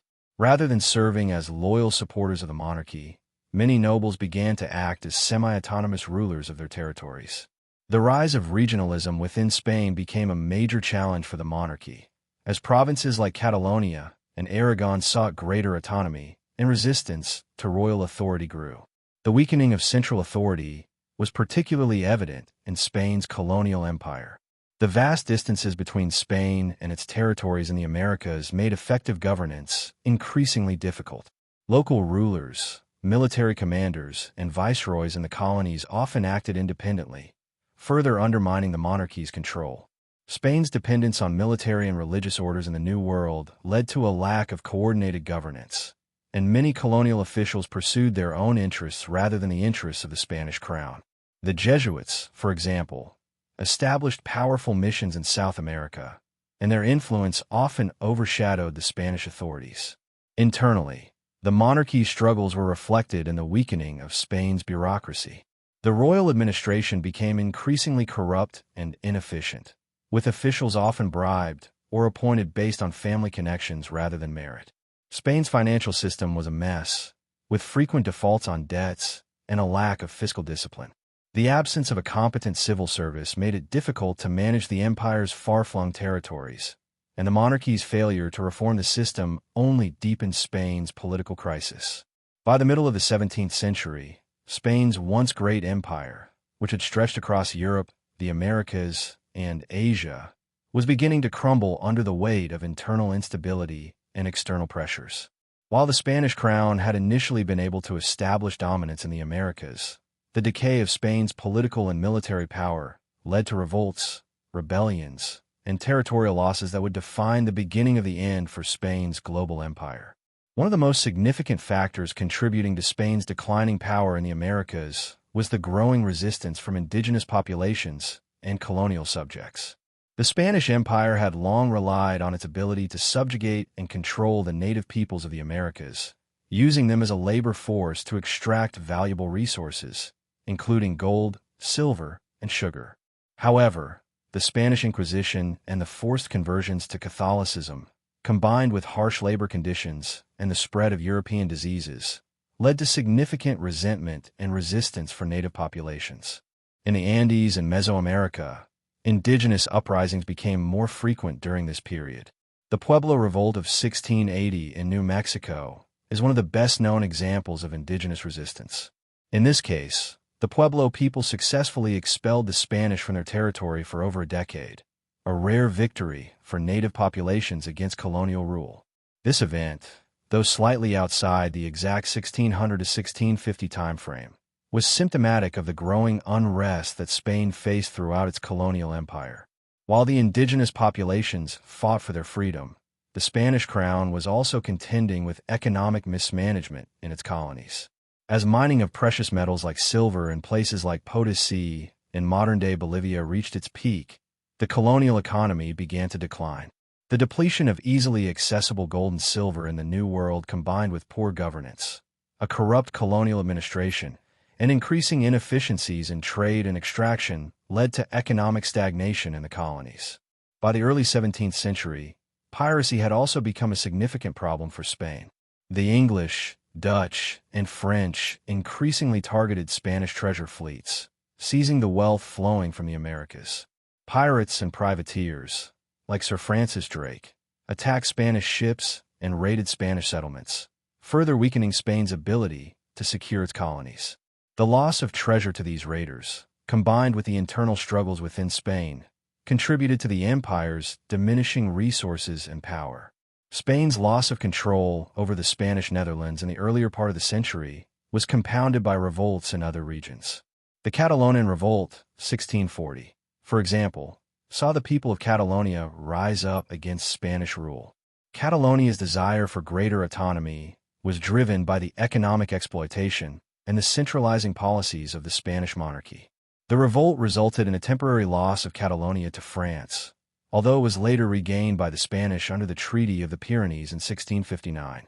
Nonetheless, the revolt was a clear sign of the growing dissatisfaction with Spanish rule in the provinces. In Mexico, the revolt of the Mixtin, 1540s, and smaller revolts in the Andes reflected the broader discontent with Spanish rule. While Spain had initially imposed its rule through military conquest and religious conversion, by the early 17th century, the empire was finding it increasingly difficult to maintain control over distant territories. Local elites and noble families in the Americas often resisted the crown's authority, further weakening Spain's ability to manage its vast colonies. The Spanish crown's inability to centralize its control over the colonies also resulted in a lack of unity in governance, with viceroys and local leaders sometimes pursuing their own interests rather than the interests of the empire. The Spanish lack of investment in colonial infrastructure, combined with their growing inability to enforce loyalty and order in the Americas, began to contribute to the disintegration of Spain's hold on its territories. Though Spain retained control over much of Latin America for several more centuries, the seeds of independence were already being sown during this period. The Spanish Empire was no longer the uncontested power in the Americas, as local powers and external enemies began to challenge Spain's dominance. As Spain's hold over its colonies weakened, the rise of other European powers, especially England, France, and the Netherlands, further eroded its position in the global economy.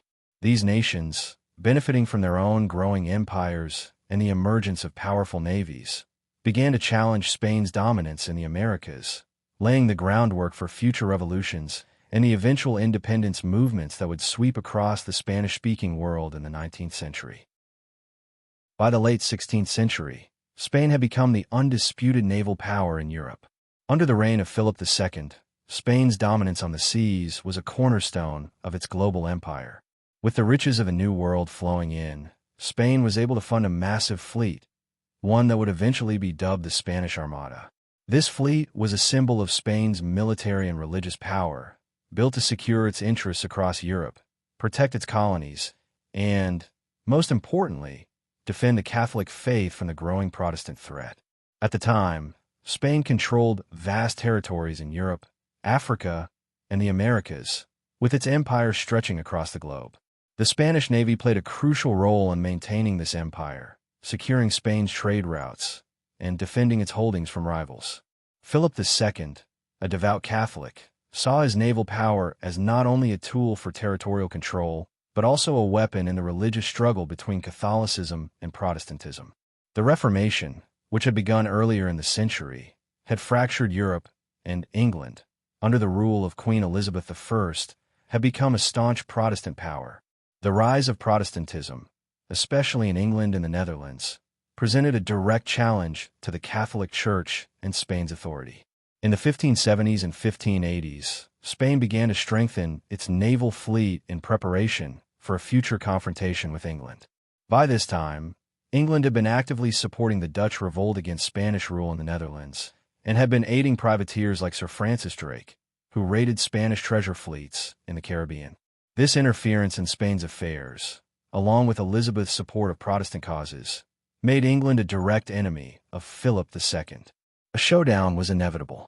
Philip's vision for a mighty fleet culminated in the Spanish Armada, a massive fleet of more than 130 ships, including galleons, frigates, and support vessels, along with an army of about 30,000 men. The Armada's primary goal was to invade England, depose Elizabeth I, and restore Catholicism to the country. Philip's ambition was not just military. It was religious, as he believed he was acting on divine will to rid England of its Protestant heresy.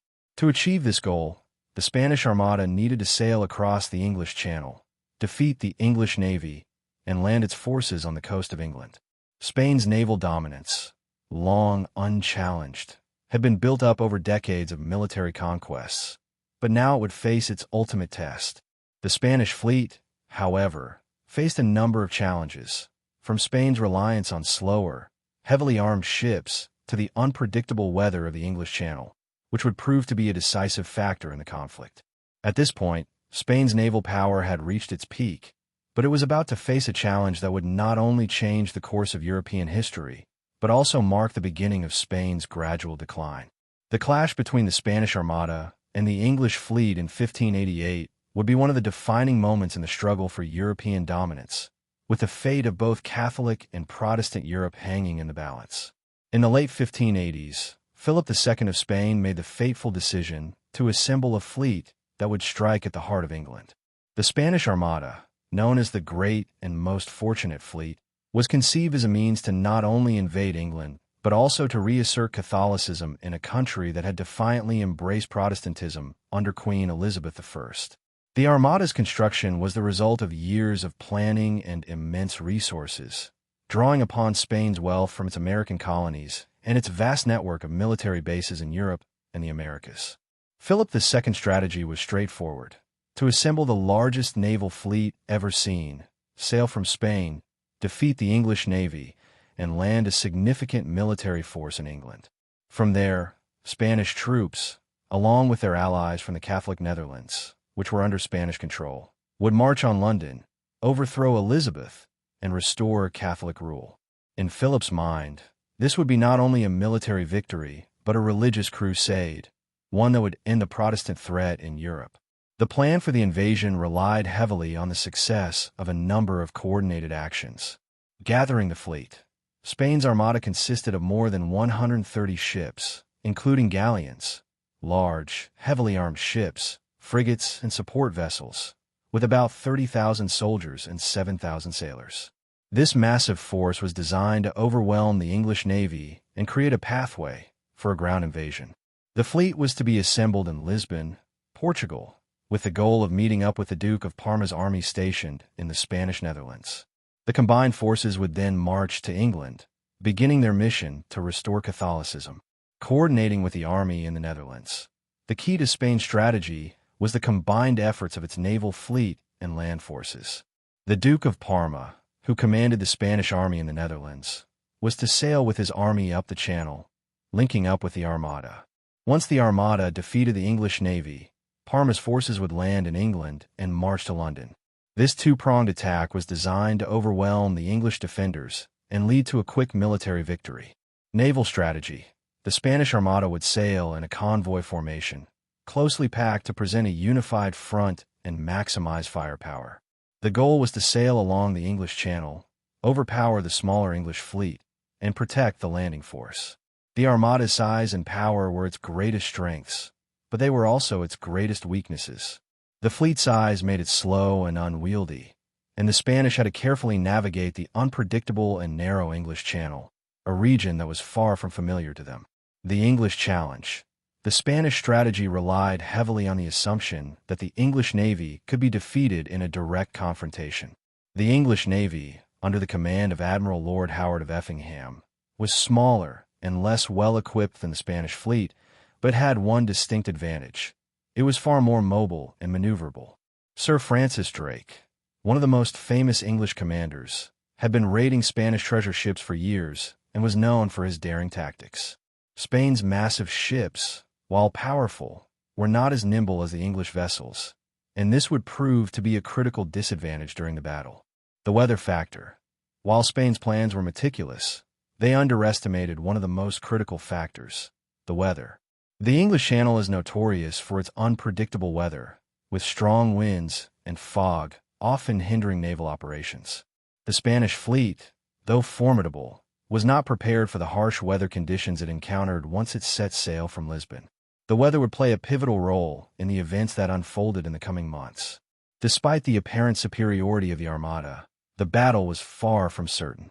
England's defensive strategy, led by Queen Elizabeth I, involved hit-and-run tactics, using faster, more maneuverable ships to harry and attack the slower Spanish vessels. The English fleet was also highly experienced and well prepared for the type of naval combat. With the fleet assembled and the plans in place, Philip II believed that the Armada would crush England and restore Catholic supremacy in Europe. Yet, as the Spanish fleet prepared to sail across the Channel, the tide of history began to turn in ways that neither side could have predicted. What followed would become one of the most legendary naval battles in history, one that would mark the beginning of the end for Spain's dominance on the seas and shift the balance of power in Europe. In July 1588, the Spanish Armada set sail from Lisbon, beginning its fateful journey toward England. Philip II had assembled what was thought to be an unstoppable force, a massive fleet of more than 130 ships, including galleons, frigates, and support vessels, manned by 30,000 soldiers and 7,000 sailors. The goal was to crush England's navy, land troops on English soil, and restore Catholic rule under Queen Elizabeth I. But the Spanish fleet would face a formidable enemy, a far smaller but more agile and determined English navy. As the Armada sailed up the English Channel, it encountered the first major challenge: adverse weather conditions. The fleet had hoped for clear skies and favorable winds, but instead, it was greeted by unpredictable storms, which scattered the Armada and slowed its progress.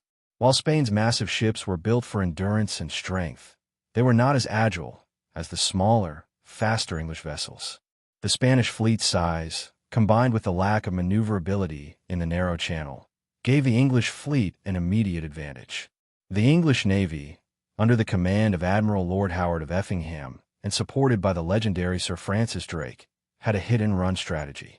Instead of directly engaging the Spanish fleet in a battle of numbers, the English used their speed and maneuverability to harass the slower Spanish ships. English ships fired at the Spanish vessels from a distance, launching their cannons and then quickly retreating before the Spanish could retaliate. This tactic frustrated the Spaniards, who were used to a more traditional form of naval combat, where massive ships closed in and fought in close quarters. One of the first major confrontations took place just off the coast of Plymouth, where the Spanish were forced to face the English ships head-on. The English ships, while smaller, were equipped with lighter guns that could fire faster and at longer ranges.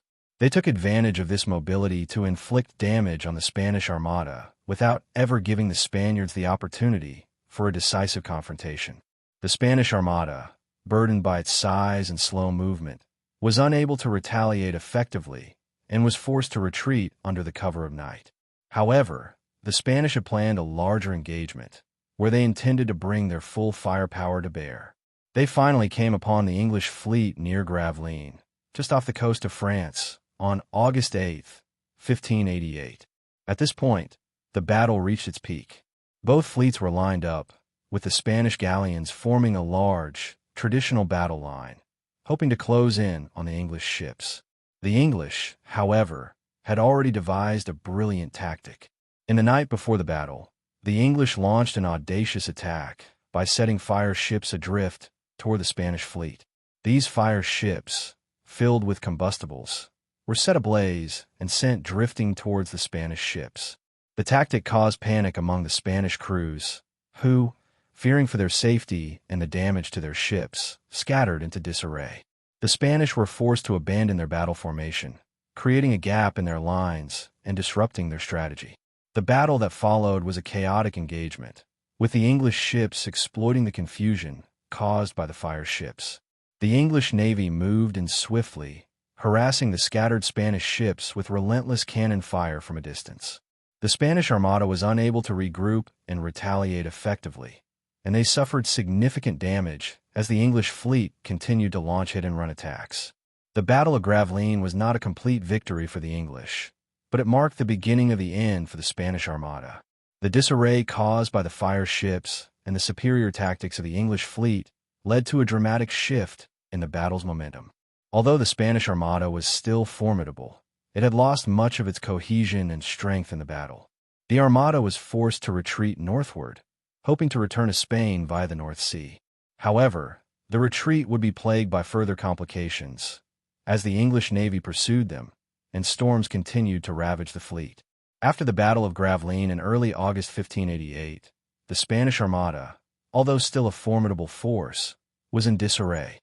The battle, while not a clear-cut English victory, had caused enough damage to disrupt the Spanish fleet's cohesion and morale. With their formation broken, many of the Spanish ships were severely damaged, and the fleet was forced into a retreat.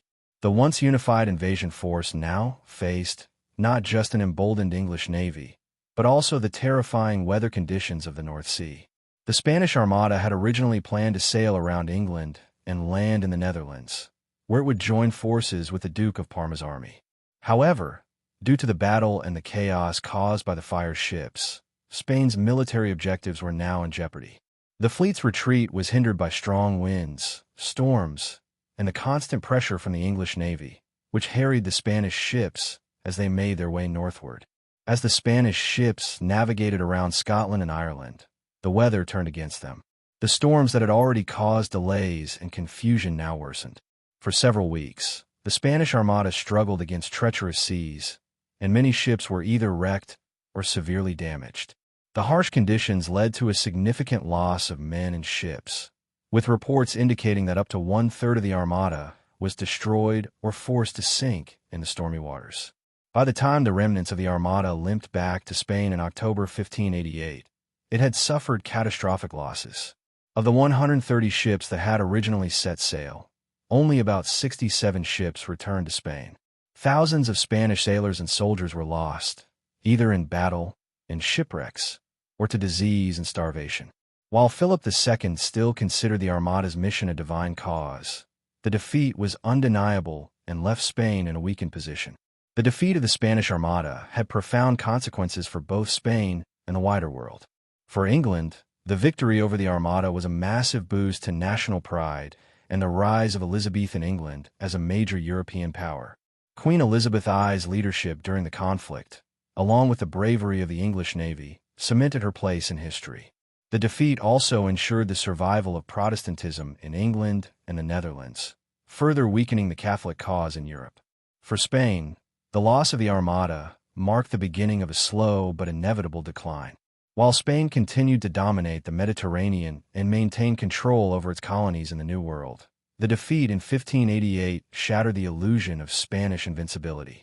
The Spanish navy, which had once been the largest and most powerful in the world, was no longer the uncontested force it had been. The loss of the Armada also indicated to other Europe. Moreover, the financial strain of the campaign, combined with the ongoing costs of maintaining the Spanish Empire, contributed to Spain's mounting debt and economic problems. The loss of the Armada demonstrated that Spain's military superiority was no longer guaranteed, and it could no longer rely on naval power alone to secure its empire. This marked a significant shift in the balance of power in Europe, where England, France, and the Dutch began to rise as significant maritime and colonial powers. The defeat of the Spanish Armada in 1588 also had a psychological impact on both the Spanish and the broader European public. For Spain, it was a blow to national pride and a visible sign that its imperial ambitions were increasingly vulnerable. For the rest of Europe, the victory marked the first major setback for Spain in a century of almost unbroken triumphs. In the years following the defeat, Spain's military fortunes began to wane, and the empire entered a period of slow but steady decline. While Spain would continue to hold vast territories and maintain a presence in Europe and the Americas for centuries to come, the loss of the Armada marked the beginning of a new era, where Spain's influence was increasingly challenged by rising maritime powers like England, the Netherlands, and France.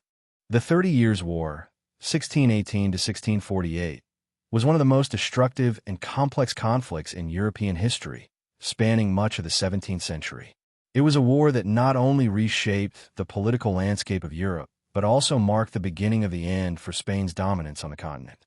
At its core, the 30 Years' War was a battle for religious and political supremacy, with the Catholic Habsburgs, led by Spain and the Holy Roman Empire, fighting against a coalition of Protestant states and Catholic powers that were increasingly hostile to Spain's growing influence. The origins of the war lay in the religious tensions that had been building across Europe since the Protestant Reformation in the early 16th century. The division between Catholic and Protestant factions had led to a series of religious wars, and the 30 Years' War can be seen as the culmination of these tensions. In the Holy Roman Empire, the Peace of Augsburg, 1555, had temporarily settled the religious conflict by allowing rulers to determine whether their territories would be Catholic or Protestant.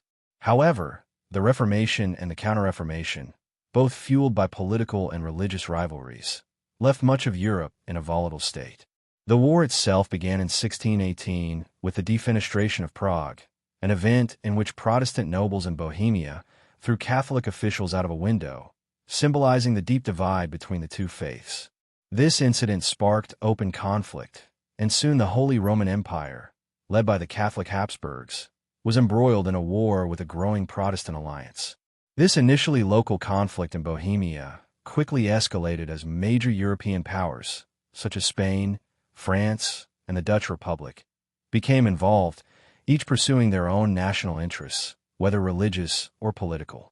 At this point, Spain, under the rule of Philip IV, was heavily invested in maintaining its Catholic dominance in Europe. Philip IV was a strong supporter of the Habsburg cause and saw the war as a way to protect Catholicism and prevent the further spread of Protestantism. Spain had already been engaged in multiple wars in the Low Countries and France, and the 30 Years' War represented a continuation of its long-standing efforts to assert control over Europe, particularly in the Low Countries and the Mediterranean. Spain's involvement in the war was also a matter of dynastic politics. The Habsburg family, which ruled both Spain and the Holy Roman Empire, had a shared interest in maintaining Catholic influence across Europe. However, by this time, Spain was no longer the naval superpower it once was. Its earlier defeats, especially the failure of the Armada in 1588, had already weakened its position, and its military was spread thin. Despite this, Spain's army played a key role in the early stages of the conflict, particularly in the Low Countries, where it fought against Protestant forces and sought to maintain Catholic Habsburg rule. At the outset of the 30 Years' War, Spain was a significant military force, yet it was also grappling with internal and external problems. Economically drained by ongoing wars, including the 80 Years' War with the Dutch, and with a growing national debt, Spain's military was not as strong as it had been during its golden age. Philip IV, though deeply committed to the Catholic cause, was facing increasing challenges, and his reliance on his chief minister, Gaspar de Guzman, to manage the empire's military and financial affairs added another layer of complexity to Spain's involvement.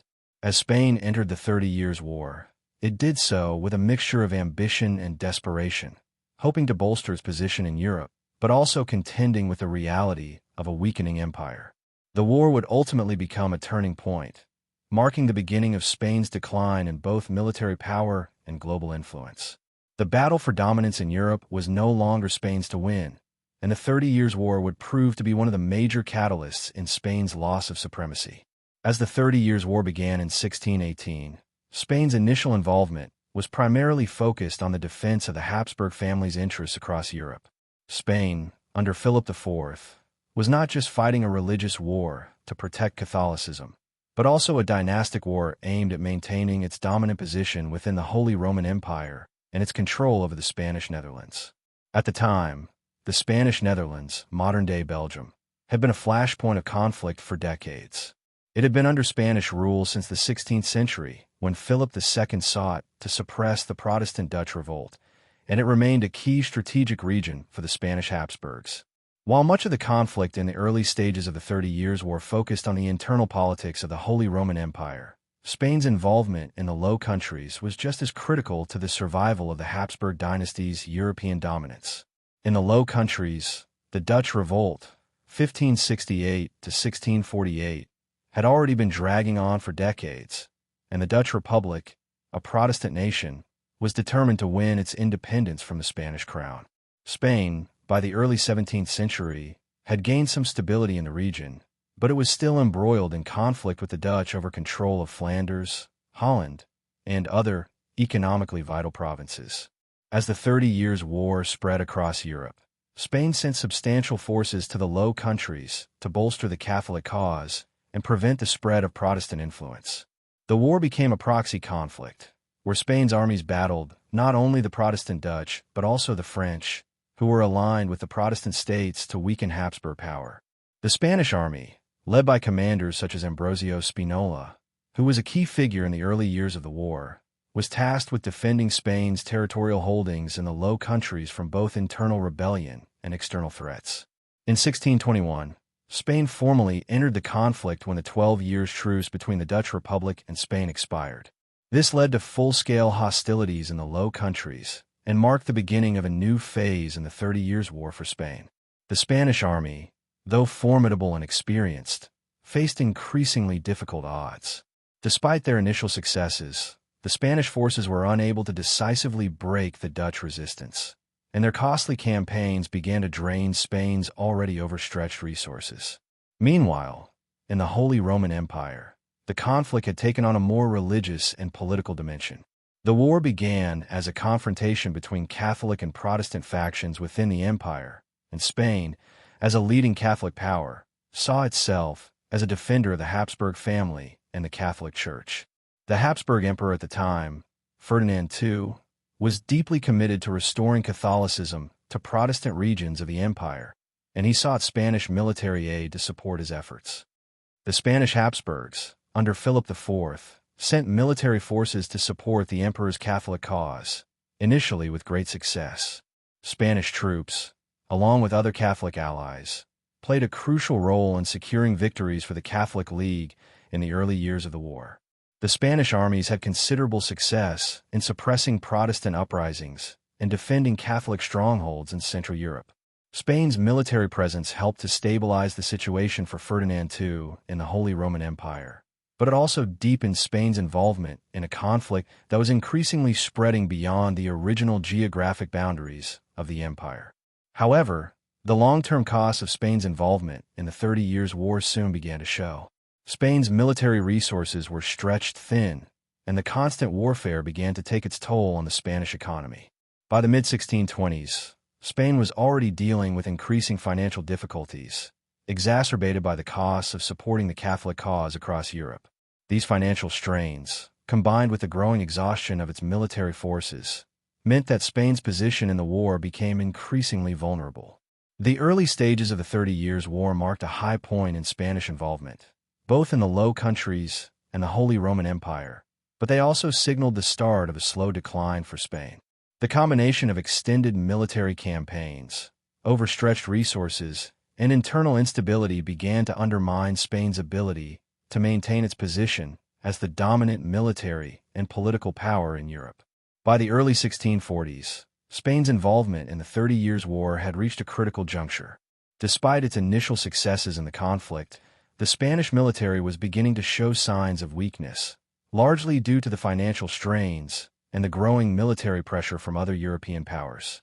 One of the most significant moments in the decline of Spanish military power came in 1643 at the Battle of Rocroi. The Battle of Rocroi, fought in the French Ardennes, marked the end of Spain's dominance on the battlefield and signaled the rise of France as the dominant military power in Europe. It was a clash between two major European powers, the Spanish Habsburgs, who had once been the supreme military force in Europe, and the French, who had recently emerged as Spain's chief rival. The Spanish army, under the command of Francisco de Mello, had long been feared for its disciplined Spanish tercios, a formidable infantry formation that had been the backbone of Spain's military success during the 16th century.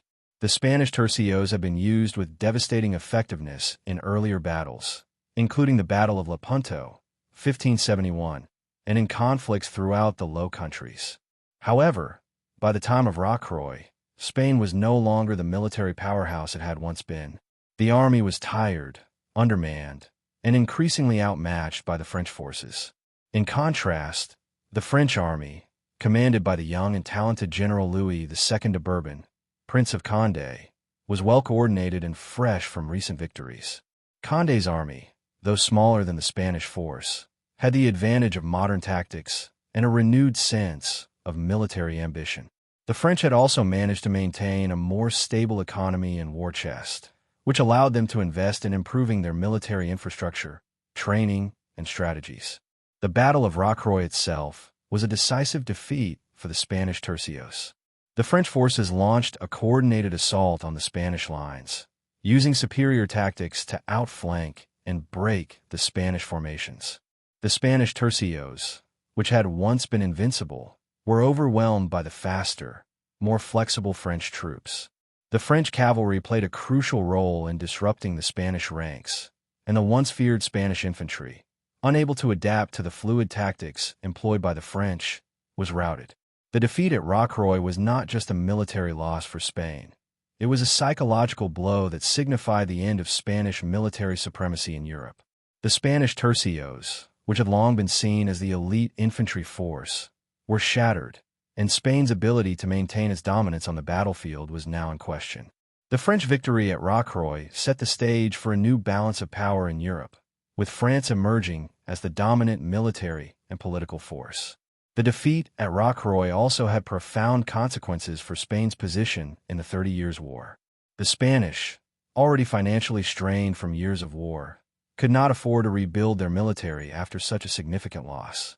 The French, on the other hand, capitalized on their victory, gaining momentum in the war and further weakening the Spanish position.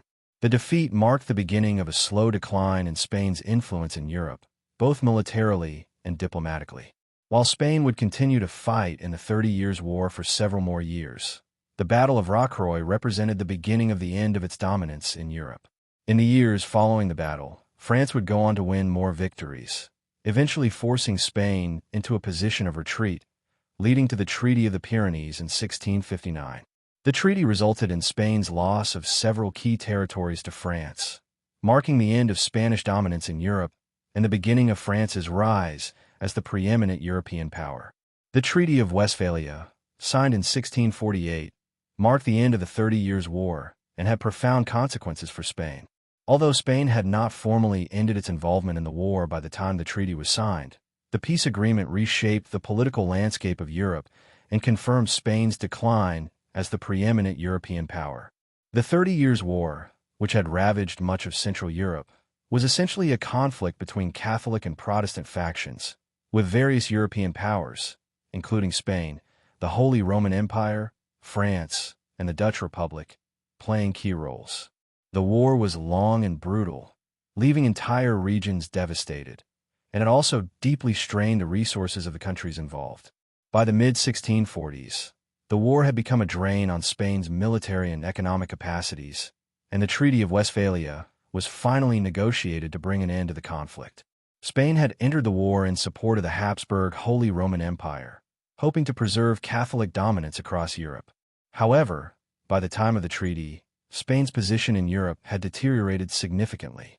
The defeat at Rocroi in 1643 had shattered the Spanish army's reputation, and Spain's financial difficulties were becoming more apparent.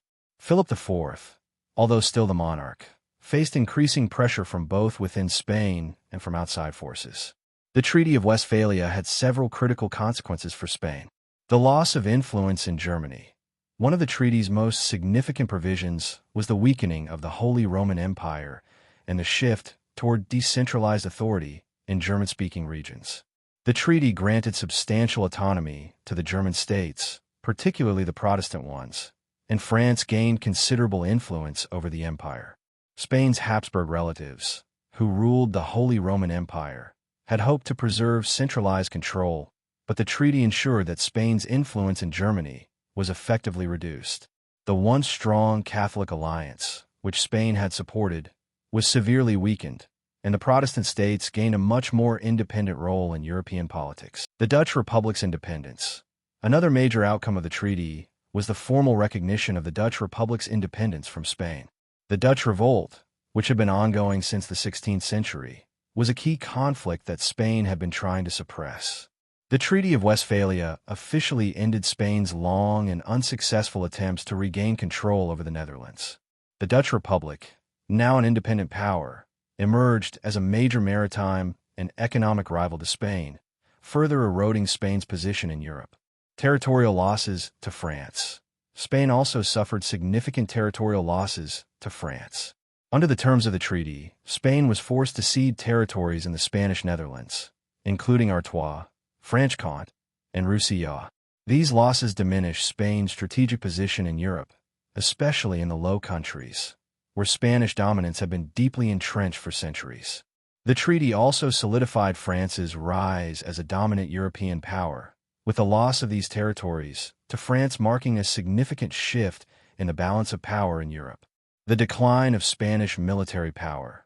The defeat of the Spanish Armada in 1588 had already marked the decline of Spanish naval supremacy, and by the time of the Treaty of Westphalia, Spain's military power was further diminished. The Spanish Habsburg monarchy had failed to effectively manage its military resources, and its finances were in disarray. The loss of key battles, including Rocroi, combined with a lack of funds to sustain military campaigns, meant that Spain's position on the European stage was no longer as dominant as it had been in the 16th century. A blow to Spain's prestige. The Treaty of Westphalia marked a broader shift in the prestige of Spain in Europe. While Spain was still a powerful empire with significant holdings in the New World, the treaty's provisions indicated that Spain's influence in Europe had waned. The treaty was a recognition of Spain's military decline and its inability to maintain its dominance in European politics. The loss of the Netherlands and the reduction of Habsburg influence in the Holy Roman Empire demonstrated that Spain could no longer control the outcome of European conflicts in the way it once had. The Treaty of Westphalia formally concluded the 30 Years' War, but also set the stage for a new era of European diplomacy and balance of power. Spain, while still a major global empire, had suffered significant setbacks in Europe, and its role as the dominant force on the continent was over. The treaty solidified the rise of France as the new leader in European politics and set in motion a century of rivalry between France and Spain that would shape the course of European history in the 17th and 18th centuries. The 30 Years' War, 1618 to 1648, was a defining conflict in the history of Europe, and for Spain, it marked the beginning of the end of its dominance on the continent. Though Spain would continue to hold significant territories and maintain a global empire for many years, the war and its aftermath revealed cracks in the foundation of the Spanish Empire, particularly in military strength, economics, and political influence. One of the most immediate consequences of Spain's involvement in the 30 Years' War was its economic strain. Spain, by this time, was already deeply indebted from decades of war and its extravagant military expenditures. The country's reliance on the wealth from the Americas was beginning to falter as the flow of gold and silver began to diminish, and inflation made the once plentiful wealth less impactful. The continued cost of military campaigns, particularly in the Low Countries and the Holy Roman Empire, drained Spain's resources. The Spanish economy was further weakened by mismanagement and a lack of investment in domestic industries. Instead of using the wealth from its colonies to develop infrastructure, Spain continued to depend on precious metals to fund its military campaigns. This made Spain vulnerable to economic downturns, particularly when the flow of gold and silver from the Americas slowed. The inflation caused by an overabundance of currency only worsened the situation, and Spain's debts continued to grow, making it difficult for the country to fund its armies and maintain its empire. The decline in Spanish military effectiveness, highlighted by the Battle of Rocroi, 1643, was a direct result of these financial troubles. With the country unable to sustain its once mighty military forces, Spain's position in Europe and the Americas was increasingly compromised. The Treaty of Westphalia, 1648, which marked the end of the 30 Years' War, further solidified Spain's diminished role in Europe, especially after its loss of territory to France and the Dutch Republic. The defeat at Rocroi was symbolic of a larger shift in the European military balance of power. For much of the 16th century, Spain had been the dominant military force in Europe, and its Spanish tercios were considered one of the most formidable fighting forces on the continent. However, by the mid-17th century, the military superiority of Spain was no longer assured. The French victory at Rocroi signaled the end of the Spanish tercios' supremacy in Europe. The decline of Spain's military power was not only a blow to its prestige, but also had practical consequences, as the Spanish were increasingly unable to defend their vast territories or project power on the European stage. While France and other emerging powers, such as England and the Dutch, capitalized on Spain's weakened position, Spain was unable to regain its former military dominance. The loss of territories in the Low Countries and France's rise as the new European power further eroded Spain's influence. Over the following decades, Spain's military resources continued to be stretched thin, and it would never again be able to muster the power it once had during its golden age. Though Spain retained a vast empire in the Americas, the 30 Years' War and its aftermath exposed the inherent weaknesses of this system. The loss of territories in Europe, combined with the ongoing drain on Spain's resources due to war, made it more difficult for Spain to maintain control over its far-flung colonies. As Spain struggled with economic instability and military setbacks, other European powers, particularly England and the Dutch Republic, began to make inroads into Spanish-held territories in the Americas and the Philippines. These rivals chipped away at Spain's once dominant position in global trade and colonial expansion. In the decades following the war, Spain would continue to face rebellions and resistance within its colonies. Pirates and privateers, particularly from England and the Netherlands, raided Spanish ships and settlements, further weakening Spain's hold on its empire. By the time of the 18th century, Spain's global empire, though still vast, had lost much of its former grandeur and influence. By the late 17th century, Spain was facing a severe economic crisis that would lay the groundwork for the eventual collapse of the Habsburg dynasty in Spain. For much of the 16th century, Spain had enjoyed the immense wealth generated by the gold and silver flowing from its American colonies. However, by the end of the 17th century, this once bountiful source of wealth had become a major economic burden. The economic decline of Spain was deeply tied to its inability to manage the wealth it had accumulated and the structural weaknesses within the country's economic system. The primary source of wealth for Spain, particularly during its golden age, was its American colonies. Gold and silver from the mines of Potosi, modern-day Bolivia, and Mexico flooded Spain's economy. However, by the 17th century, this influx of precious metals had contributed to inflation and the devaluation of Spain's currency. The sudden increase in money supply caused prices to skyrocket, undermining the purchasing power of both the government and the citizens. While Spain was rich in precious metals, it was poor in productivity, failing to invest in domestic industries, agriculture, and trade. Additionally, Spain's economic model was heavily reliant on military spending, as the Habsburg monarchy continued to engage in conflicts across Europe and the Mediterranean. The constant wars, including the 30 Years' War, the War of Spanish Succession, and internal rebellions, drained Spain's finances. The Habsburg monarchy borrowed extensively to fund these wars, creating a deepening debt that the Spanish crown could not service effectively. By the late 1600s, Spain was experiencing chronic fiscal deficits, and it could no longer sustain the lavish spending that had defined the monarchy's rule during its earlier centuries of glory. Despite its vast empire, Spain had little to show for its wealth in terms of economic development. The Spanish noble class was exempt from taxes, and the labor force was heavily dependent on landlords, leading to inefficiency and stagnation in agricultural production. Furthermore, the lack of a robust manufacturing sector meant that Spain was reliant on other European powers, such as France, England, and the Dutch, for industrial goods. Spain's economic stagnation was compounded by the inability of the monarchy to enact meaningful reforms to fix these structural issues. This failure to modernize economically and diversify its sources of wealth left Spain vulnerable to internal crises and external competition. The Habsburgs' focus on maintaining military dominance and religious orthodoxy, rather than economic and industrial growth, hindered Spain's ability to adapt to changing circumstances. As a result, Spain's economy became increasingly dependent on foreign loans, leading to bankruptcies and defaults in the late 1600s. The continuous economic pressure undermined the strength of the Spanish monarchy and made it more difficult for the Habsburgs to maintain control over their vast empire. The economic crisis in Spain was not just the result of mismanagement, but also a structural weakness that had been building for decades. The combination of inflation, military spending, and lack of industrial development created a perfect storm of economic stagnation that would eventually lead to the decline of Habsburg Spain.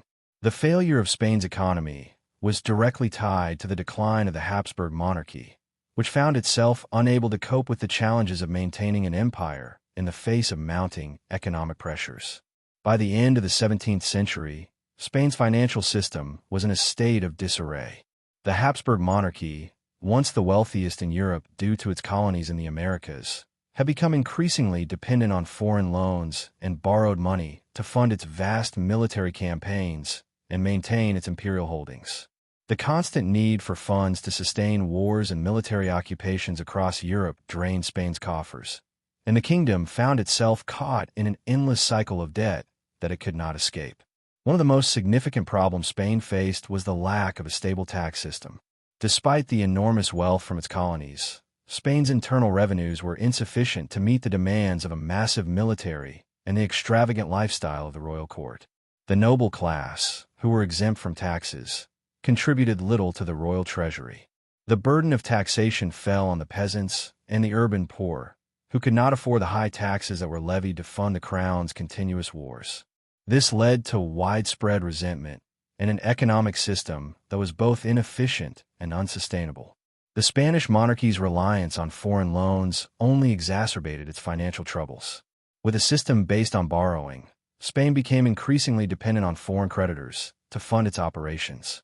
By the early 17th century, Spain had begun to default on its loans, leading to a series of bankruptcies. In 1596, Spain declared its first bankruptcy, unable to pay the interest on its debt, and this pattern of defaulting on loans would continue throughout the century. By the 1620s, Spain was experiencing chronic fiscal deficits that could not be resolved through taxation or domestic revenue. The country had exhausted its credit in Europe, and foreign creditors became reluctant to lend money to a country with such a poor track record of repayment. The monarchy was forced to seek increasingly desperate measures, including cutting military expenditures and reducing the size of its army, which weakened its position in the ongoing wars. Philip IV, the King of Spain at the time, struggled to find solutions to the growing financial crisis, but found himself caught between the demands of the military and the growing financial instability at home. The debt crisis came to a head in 1647, when Spain declared its second bankruptcy. The country had accumulated so much debt that it could no longer meet its financial obligations, and Spain's inability to service its loans led to a complete collapse of its financial system.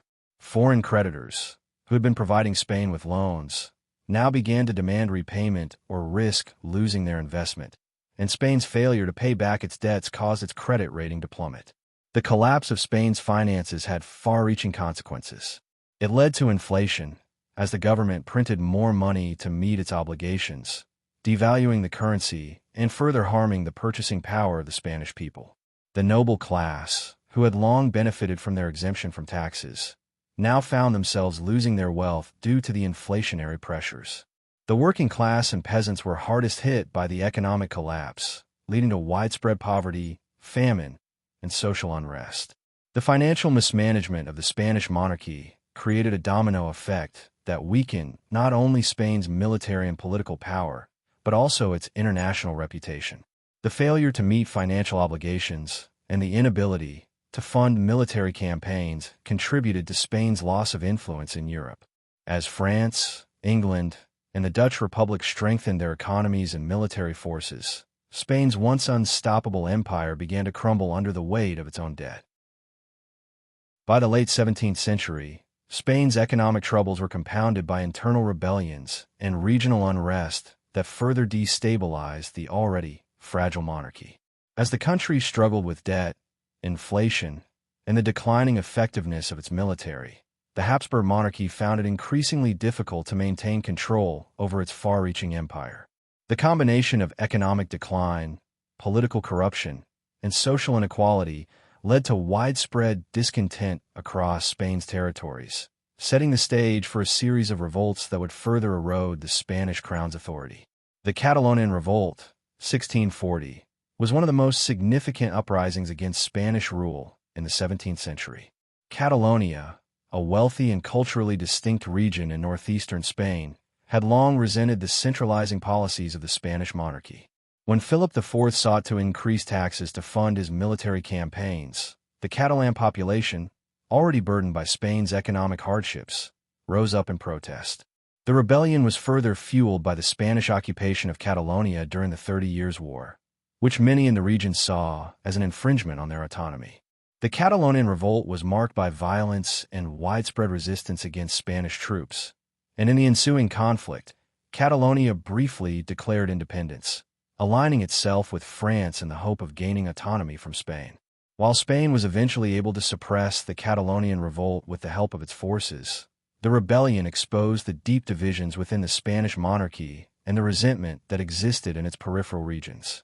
The Treaty of the Pyrenees, 1659, which ended the Franco-Spanish War, forced Spain to cede Catalonia to France, further weakening Spain's control over this vital region. This loss of territory not only demonstrated Spain's military and political vulnerability, but also highlighted the growing influence of France, which would continue to challenge Spain's supremacy in Europe. The Portuguese Restoration War, 1640 to 1668, was another example of regional unrest that contributed to the decline of Spanish power. Portugal, which had been under Spanish rule since the 1580 Union of Crowns, was deeply dissatisfied with its position within the Spanish Empire. The economic difficulties in Spain, compounded by the Habsburg monarchy's neglect of Portuguese affairs, led to widespread dissatisfaction in the region. In 1640, the Portuguese nobility and army revolted against Spanish rule, declaring independence and crowning John IV as the new king of Portugal. The Portuguese Restoration War lasted for nearly 3 decades, and despite Spain's efforts to suppress the rebellion, Portugal ultimately secured its independence with the Treaty of Lisbon in 1668. The loss of Portugal was a blow to Spain's territorial holdings and further highlighted the declining strength of the Habsburg monarchy. In addition to Catalonia and Portugal, other regions of Spain, including the Kingdom of Aragon, were experiencing their own forms of unrest. The Aragonese Revolt, 1646 to 1648, arose from similar grievances as those in Catalonia: economic hardship, military overreach, and the burden of taxation. The Aragonese nobles resisted the centralization of power by the Spanish monarchy and demanded greater autonomy for their region. Though the revolt was eventually suppressed, it further undermined the Habsburg authority and demonstrated the growing discontent across Spain's territories. The internal rebellions and regional unrest that plagued Spain in the 17th century were not just isolated incidents. They were part of a broader pattern of declining loyalty to the Spanish crown. As Spain's empire grew more difficult to govern, regions with distinct cultural, economic, and political identities increasingly sought to assert their independence. The Habsburg monarchy, already struggling with an economic crisis and military defeat, was unable to quell these uprisings effectively, leading to the gradual loss of control over its once vast empire. These internal revolts also had profound social and political consequences. They reflected a growing alienation between the Spanish monarchy and its subjects, particularly in the regions that had once been loyal to the crown. The social divide between the noble and working classes, along with the increasing influence of the noble class in local governance, contributed to the fragmentation of Spanish authority.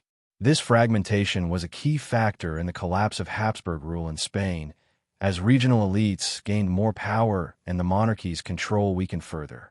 The Habsburg dynasty in Spain, which had once ruled with immense power and authority, reached its breaking point with the reign of Charles II, 1665 to 1700, the last of the Spanish Habsburgs.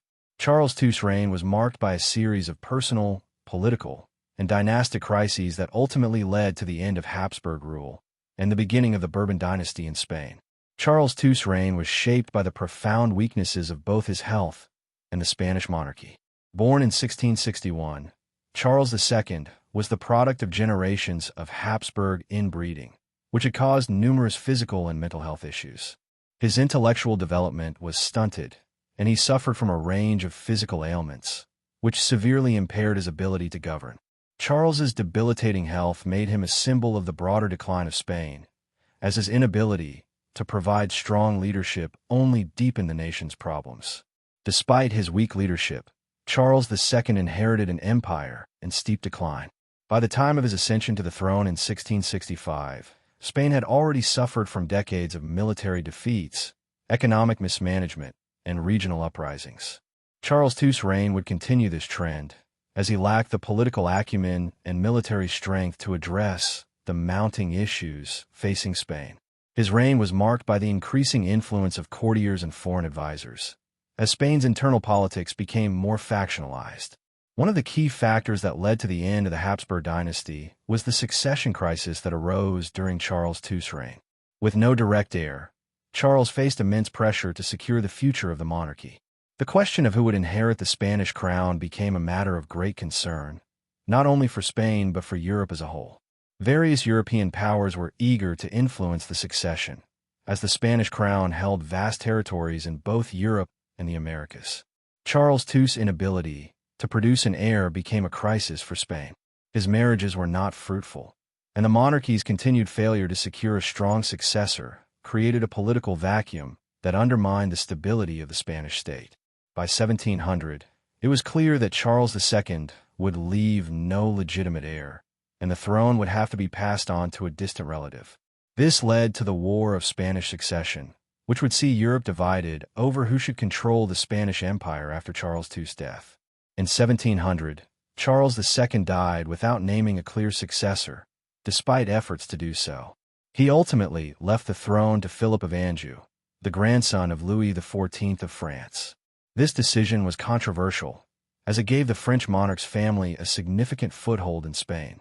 The War of Spanish Succession ensued, with European powers, including England, the Netherlands, and Austria, fighting to prevent the unification of the French and Spanish crowns. The death of Charles II in 1700, the last of the Spanish Habsburgs, marked a pivotal moment in Spanish history. His passing without a direct heir left a power vacuum, which immediately triggered the War of Spanish Succession, 1701 to 1714. The war was fought over who would inherit the Spanish throne, and it ultimately brought about the end of Habsburg rule in Spain and the establishment of the Bourbon dynasty under Philip V. The conflict began as a dynastic struggle between Philip of Anjou, the grandson of Louis XIV of France, and Archduke Charles of Austria, the son of the Holy Roman Emperor, Leopold I.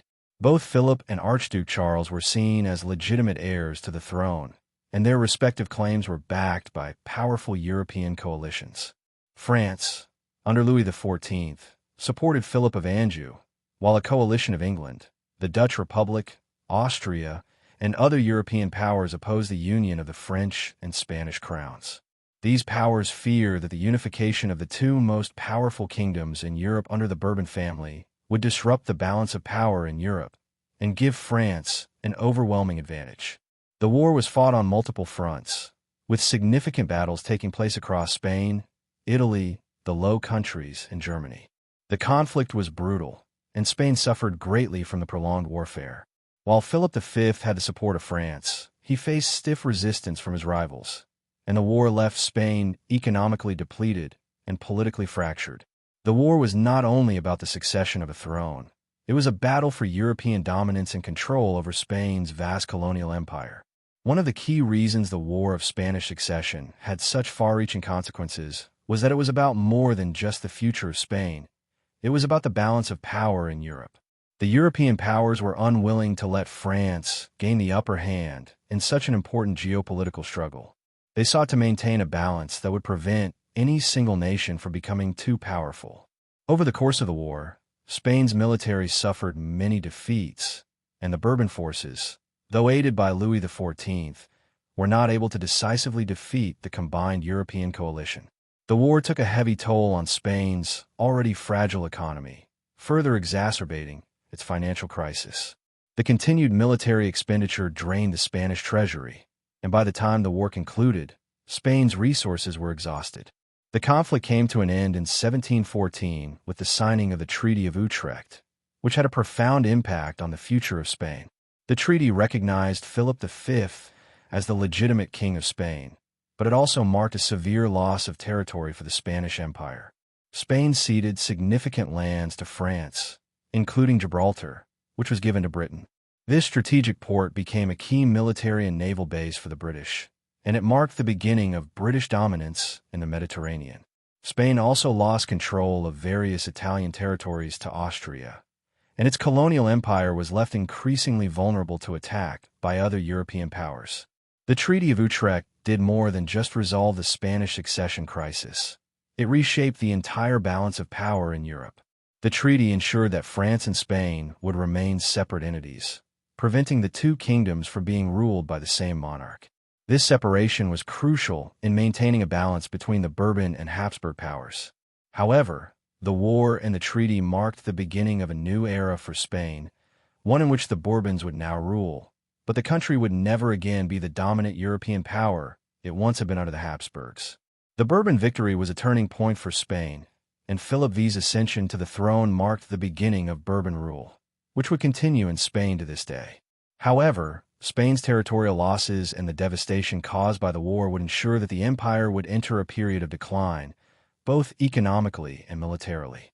The War of Spanish Succession, 1701 to 1714, ended with the Treaty of Utrecht in 1713, marking the conclusion of the Habsburg dynasty in Spain and the rise of the Bourbon dynasty under Philip V. This transition would not only reshape Spain's political landscape, but would also signal a new era of Bourbon rule, which would define the future of the Spanish monarchy for centuries to come. Philip V, born Philip of Anjou, was the grandson of Louis XIV of France and the son of the Duke of Anjou. He was chosen as the heir to the Spanish throne by Charles II, the last Habsburg king, whose death without an heir triggered the succession crisis. The Spanish monarchy had long been part of the Habsburg family, and Charles II's decision to pass the throne to a French Bourbon, rather than a Habsburg relative, was controversial. The decision sparked the War of Spanish Succession, as European powers feared the unification of the French and Spanish crowns under a single Bourbon monarch, which would upset the balance of power in Europe. Despite the fierce opposition of the Habsburgs, Great Britain, and the Dutch Republic, who formed a coalition to support Archduke Charles of Austria, Philip's claim was ultimately successful.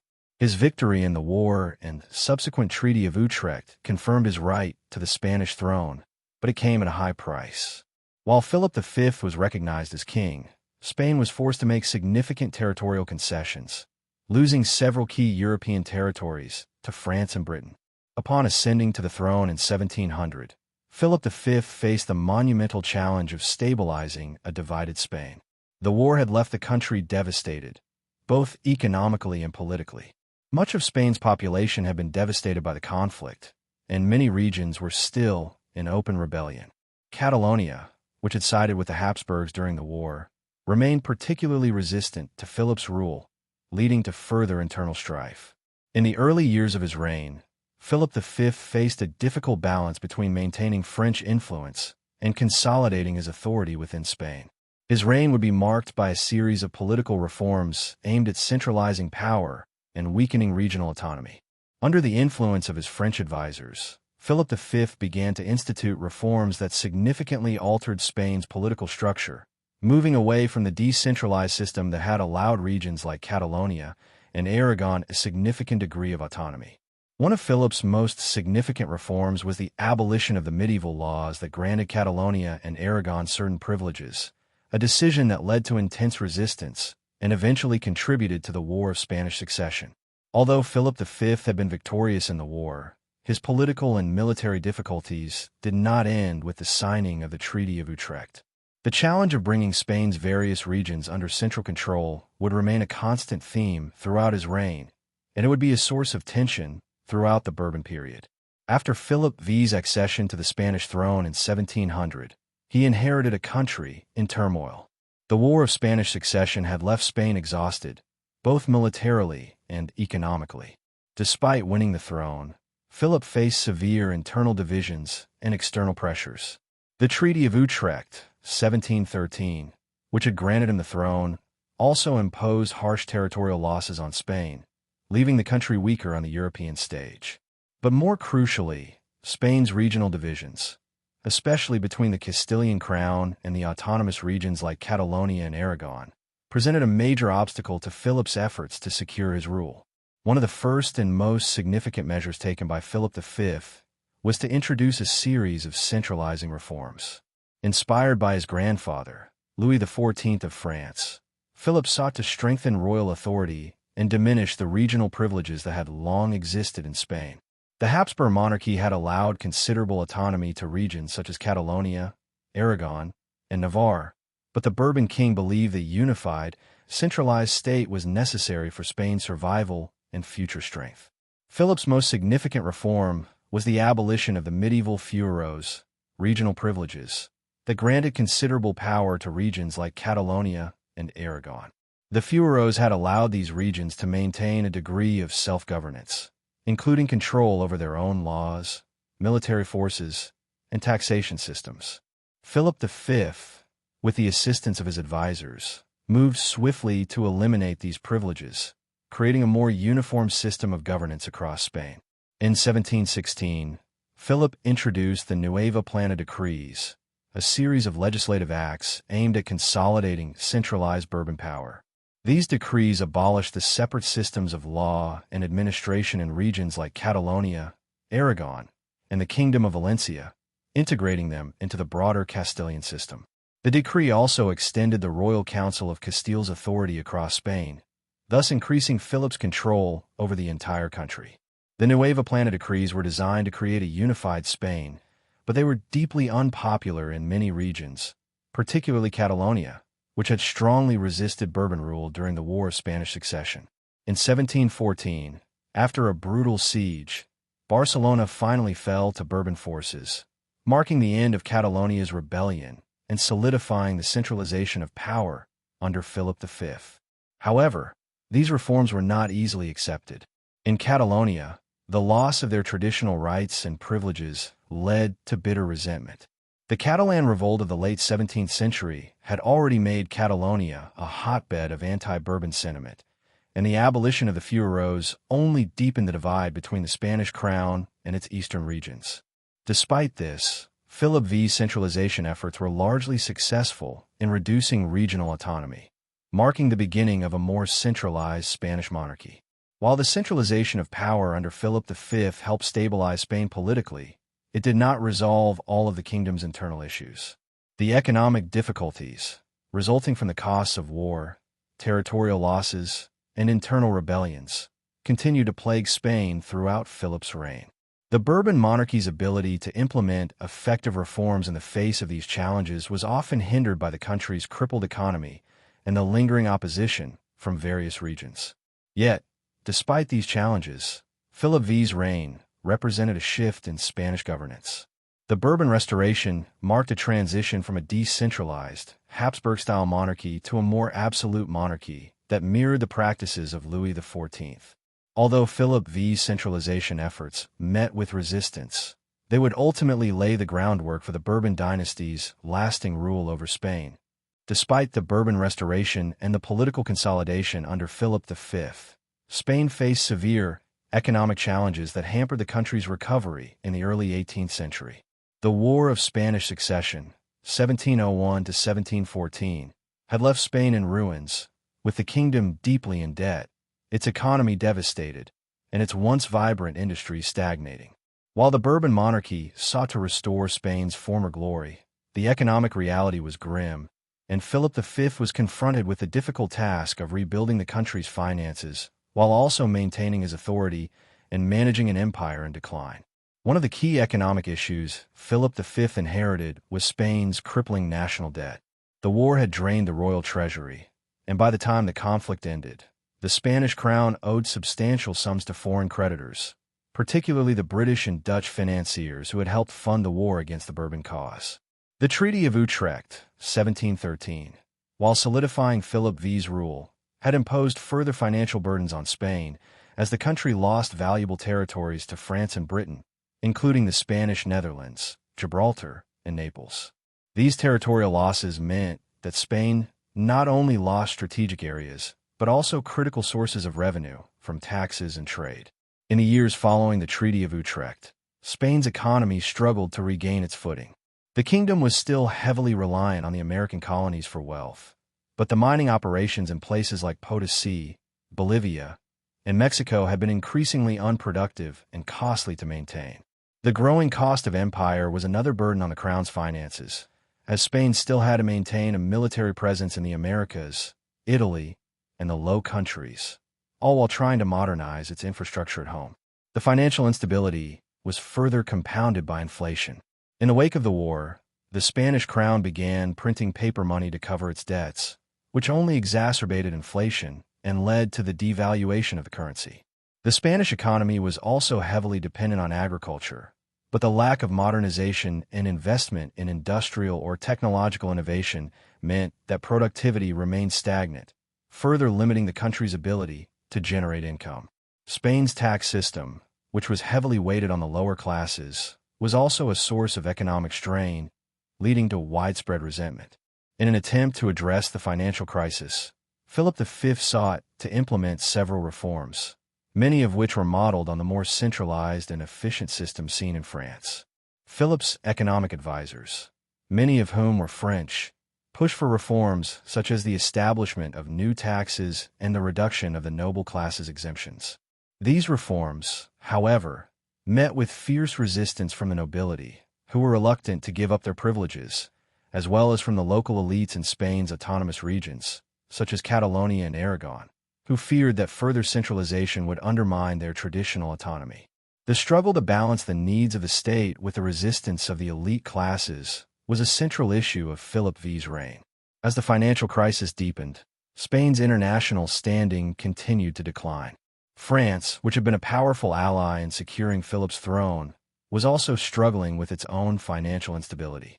The ongoing wars in Europe, combined with a lack of effective domestic reforms, made both Spain and France vulnerable to growing pressures from the more prosperous northern European powers, particularly Britain and the Dutch Republic. Ultimately, Philip V's attempts to address the financial challenges of Spain were only partially successful.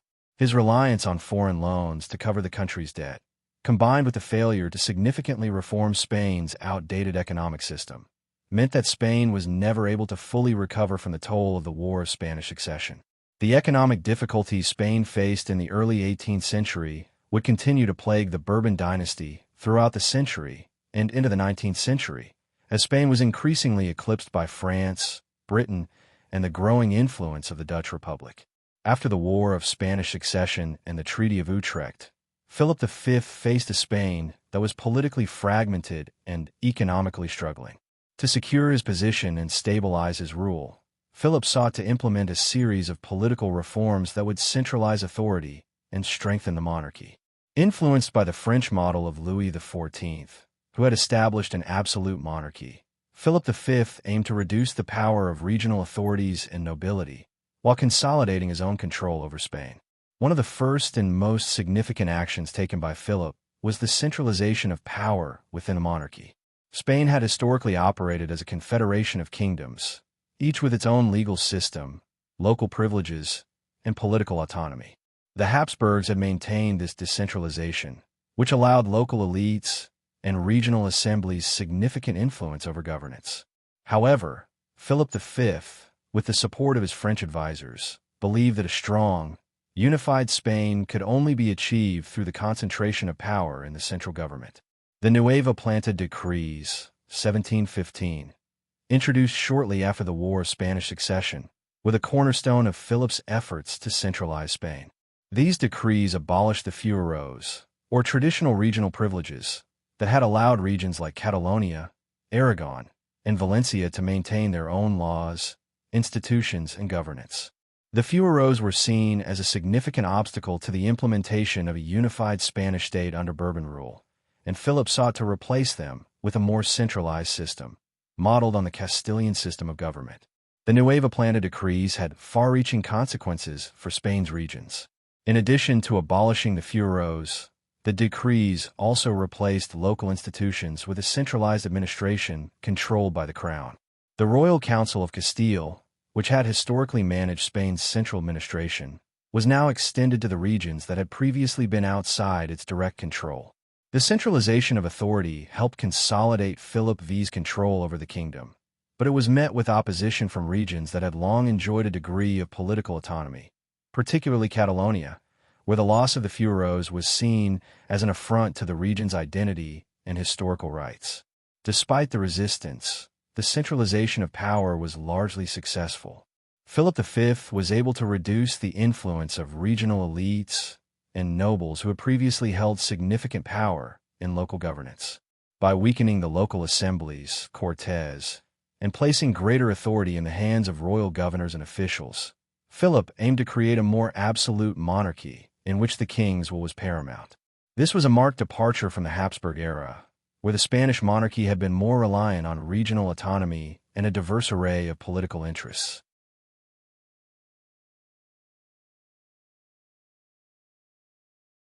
While the Bourbon Restoration in Spain, initiated by Philip V, brought centralization and reforms, the 18th century saw the Spanish monarchy struggle with growing political and economic challenges.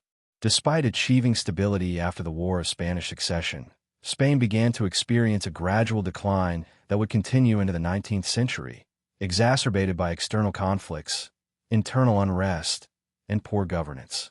The Bourbon monarchy, although more centralized than during the Habsburg period, was still plagued by economic inefficiency, regionalism, and military failure. One of the primary issues was the inability to modernize Spain's economy. While other European powers, such as Britain and France, were experiencing industrial revolutions and expanding their economies, Spain remained stagnant. Its reliance on an outdated agricultural economy, combined with the failure to develop domestic industries, left Spain vulnerable to external economic pressures. Spain's financial system was also in disarray, with the crown heavily indebted and relying on foreign loans to fund its military endeavors.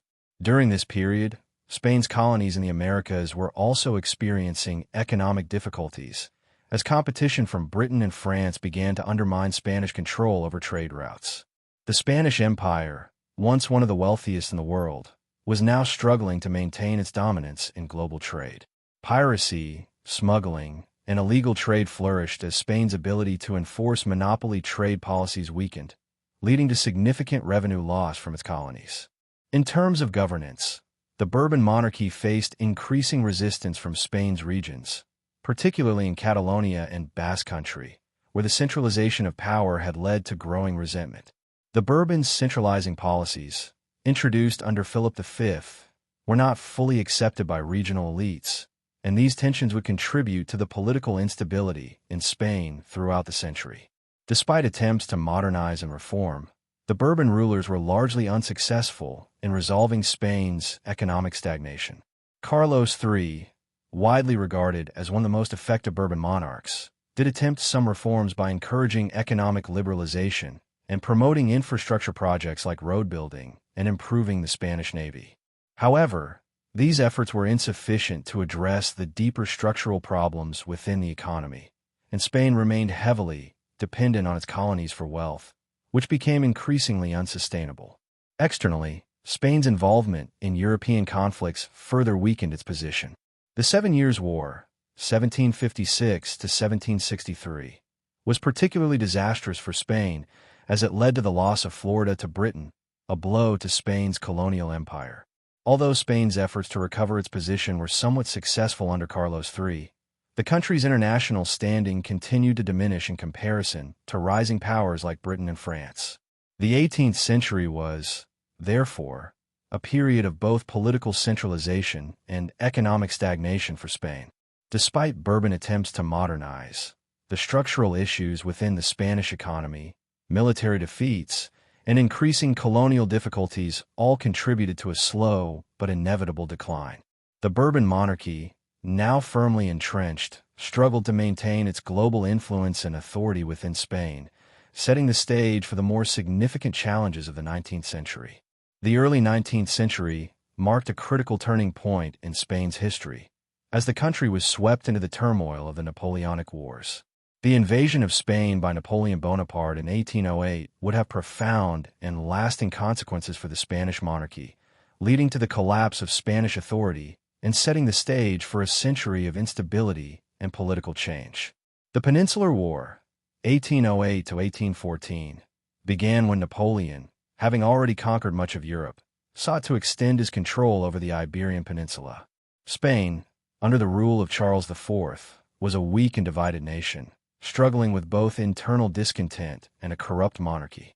Spain's long-standing problems were compounded by the ineffectiveness of the Spanish crown in dealing with regional autonomy and the country's economic stagnation.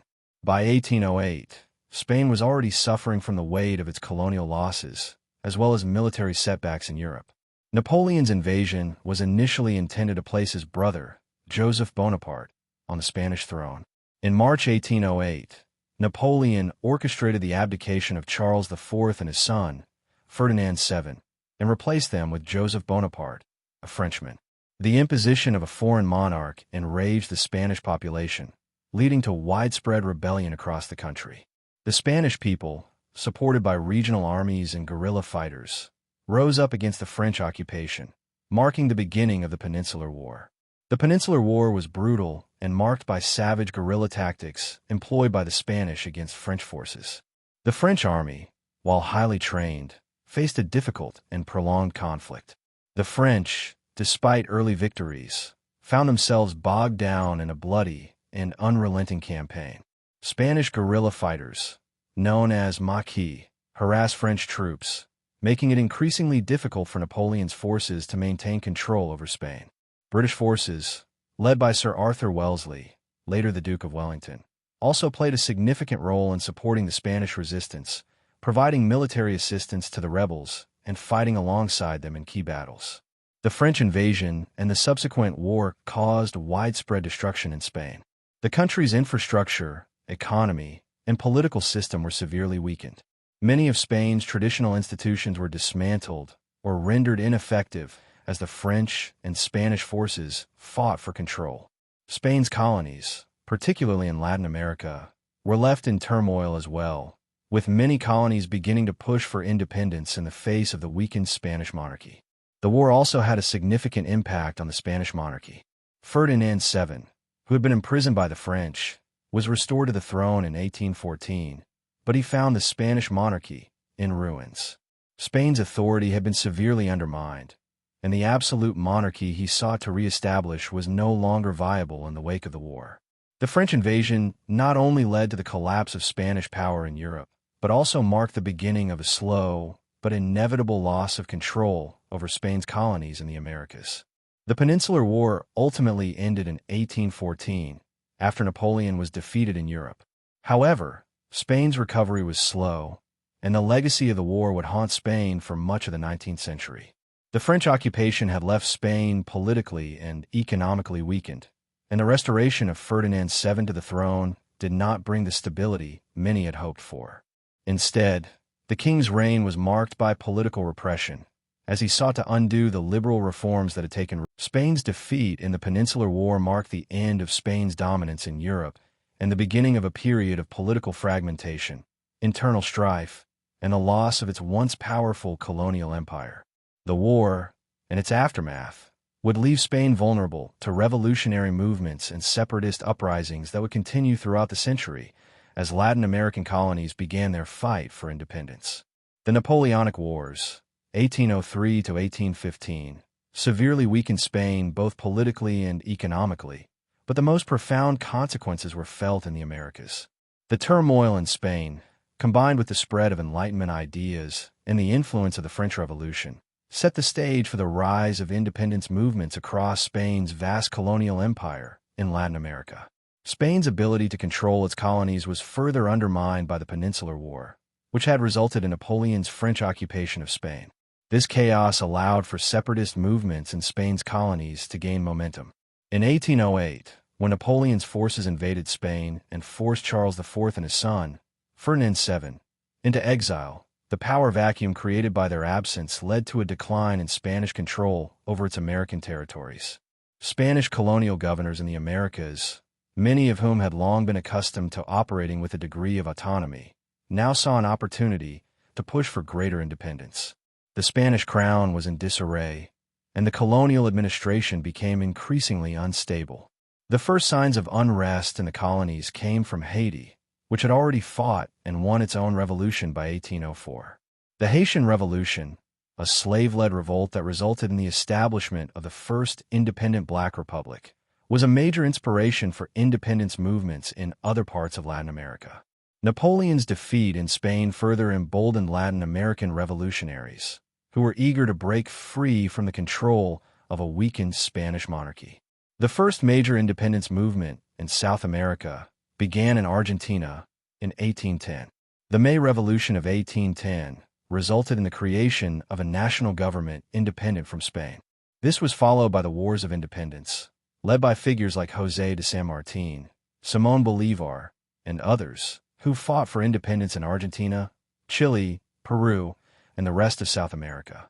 Over the next 2 decades, Spanish forces would struggle to regain control of their former colonies, but the rise of revolutionary leaders and the spread of anti-colonial sentiment made Spain's grip on Latin America increasingly tenuous. Meanwhile, in Mexico, the independence movement also gained momentum. In 1810, the Grito de Dolores, led by Miguel Hidalgo, marked the beginning of the Mexican War of Independence. Although Hidalgo was executed early in the conflict, his calls for freedom and equality resonated deeply with Mexico's indigenous population. The war continued for more than a decade, with other leaders such as José María Morelos and Agustín de Iturbide taking up the cause. By 1821, Mexico had successfully gained its independence, marking the end of Spanish rule in North America. The wars of independence were not limited to the Spanish mainland. In the Caribbean, Cuba and Puerto Rico remained the last significant Spanish colonies in the Americas. However, even these territories faced increasing pressures from independence movements.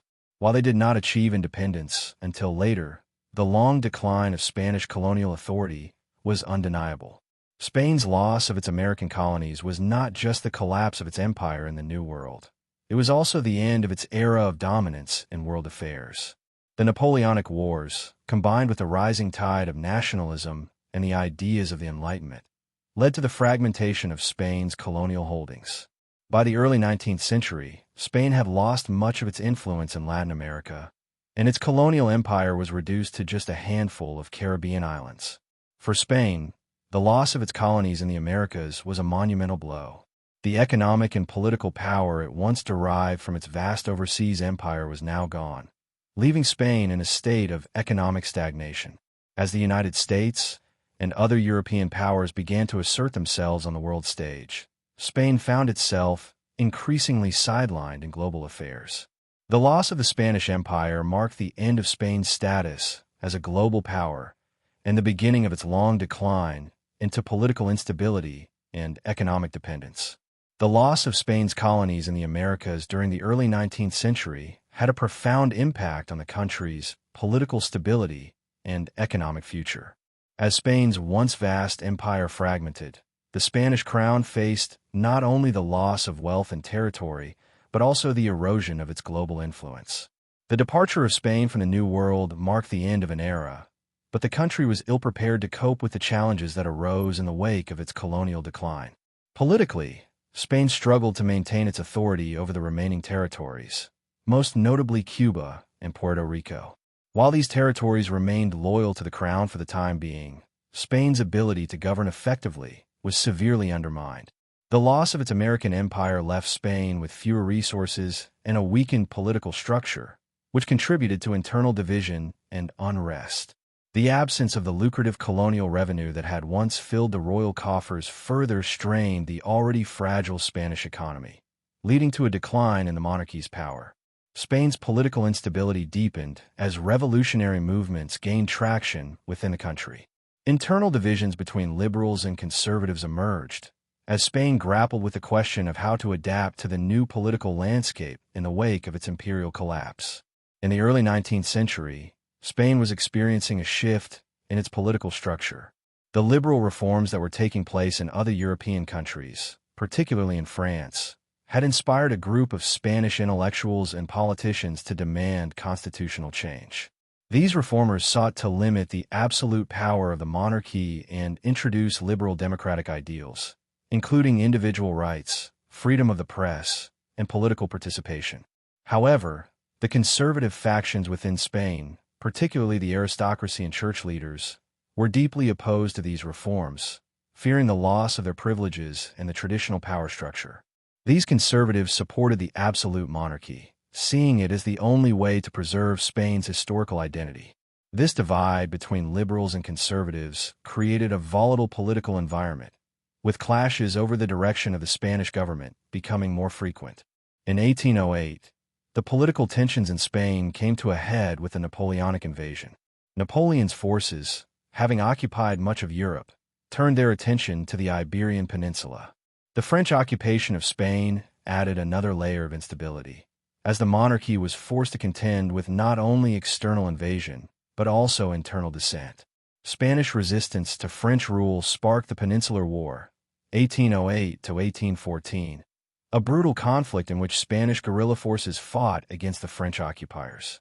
The war drained Spain's resources, and the Peninsular War also led to the creation of the Cortes of Cádiz, which was a revolutionary assembly that sought to establish a constitutional monarchy for Spain.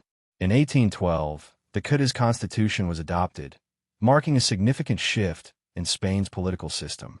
The constitution sought to limit the power of the monarchy, establish a bicameral legislature, and guarantee individual freedoms. However, these reforms were fiercely opposed by the conservative factions, who sought to preserve the traditional absolutist monarchy and the power of the Catholic Church. This political battle would continue to shape Spanish history for decades, as both sides vied for control over the future of the nation. By the time of Ferdinand VII's return to the throne in 1814, Spain was caught in the grip of political polarization. Ferdinand VII had been imprisoned by Napoleon, but his restoration to the throne was met with intense political conflict. While some Spaniards hoped that his return would bring stability, Ferdinand's refusal to accept the constitutional reforms led to widespread frustration and unrest. His reign would be marked by a series of political crises that would ultimately contribute to the rise of revolutionary movements and the ongoing decline of Spanish power. Internally, Spain was now caught in a battle between monarchical absolutism and the push for constitutional governance. The failure of Spain's political institutions, combined with the loss of its colonies and the economic decline, left the country vulnerable to social unrest, military uprisings, and a series of political revolutions throughout the 19th century. The early 19th century was a period of profound political instability for Spain. Following the Peninsular War, 1808 to 1814, and the restoration of Ferdinand VII to the throne, Spain entered a time of significant social unrest, fueled by the sharp divisions between liberals and conservatives. The struggle between those advocating for a constitutional monarchy and those wanting to restore the absolute monarchy was not only a political issue, but also one that deeply affected the Spanish social fabric. The military played a pivotal role in the political landscape during this period. Spain's military institutions, once seen primarily as a tool for defending the empire, became increasingly involved in domestic politics, and their influence grew in the wake of Spain's military failures in the Napoleonic Wars. Throughout the 19th century, military uprisings were a regular feature of Spanish political life, with soldiers often leading rebellions against the monarchy or pushing for political reform. One of the most significant events in this context was the pronunciamiento, a form of coup d'état, in which military leaders declared their support for or against certain political movements or leaders. Ferdinand VII's return to the throne in 1814 marked the end of the liberal reforms enacted by the Cortes of Cádiz during the Peninsular War. The Cádiz Constitution of 1812 had aimed to establish a constitutional monarchy with separation of powers, but Ferdinand VII rejected it, declaring that he would rule as an absolute monarch. His refusal to accept the constitution led to widespread dissatisfaction among the liberal factions, who had hoped to bring about modernization and democratic reforms in Spain.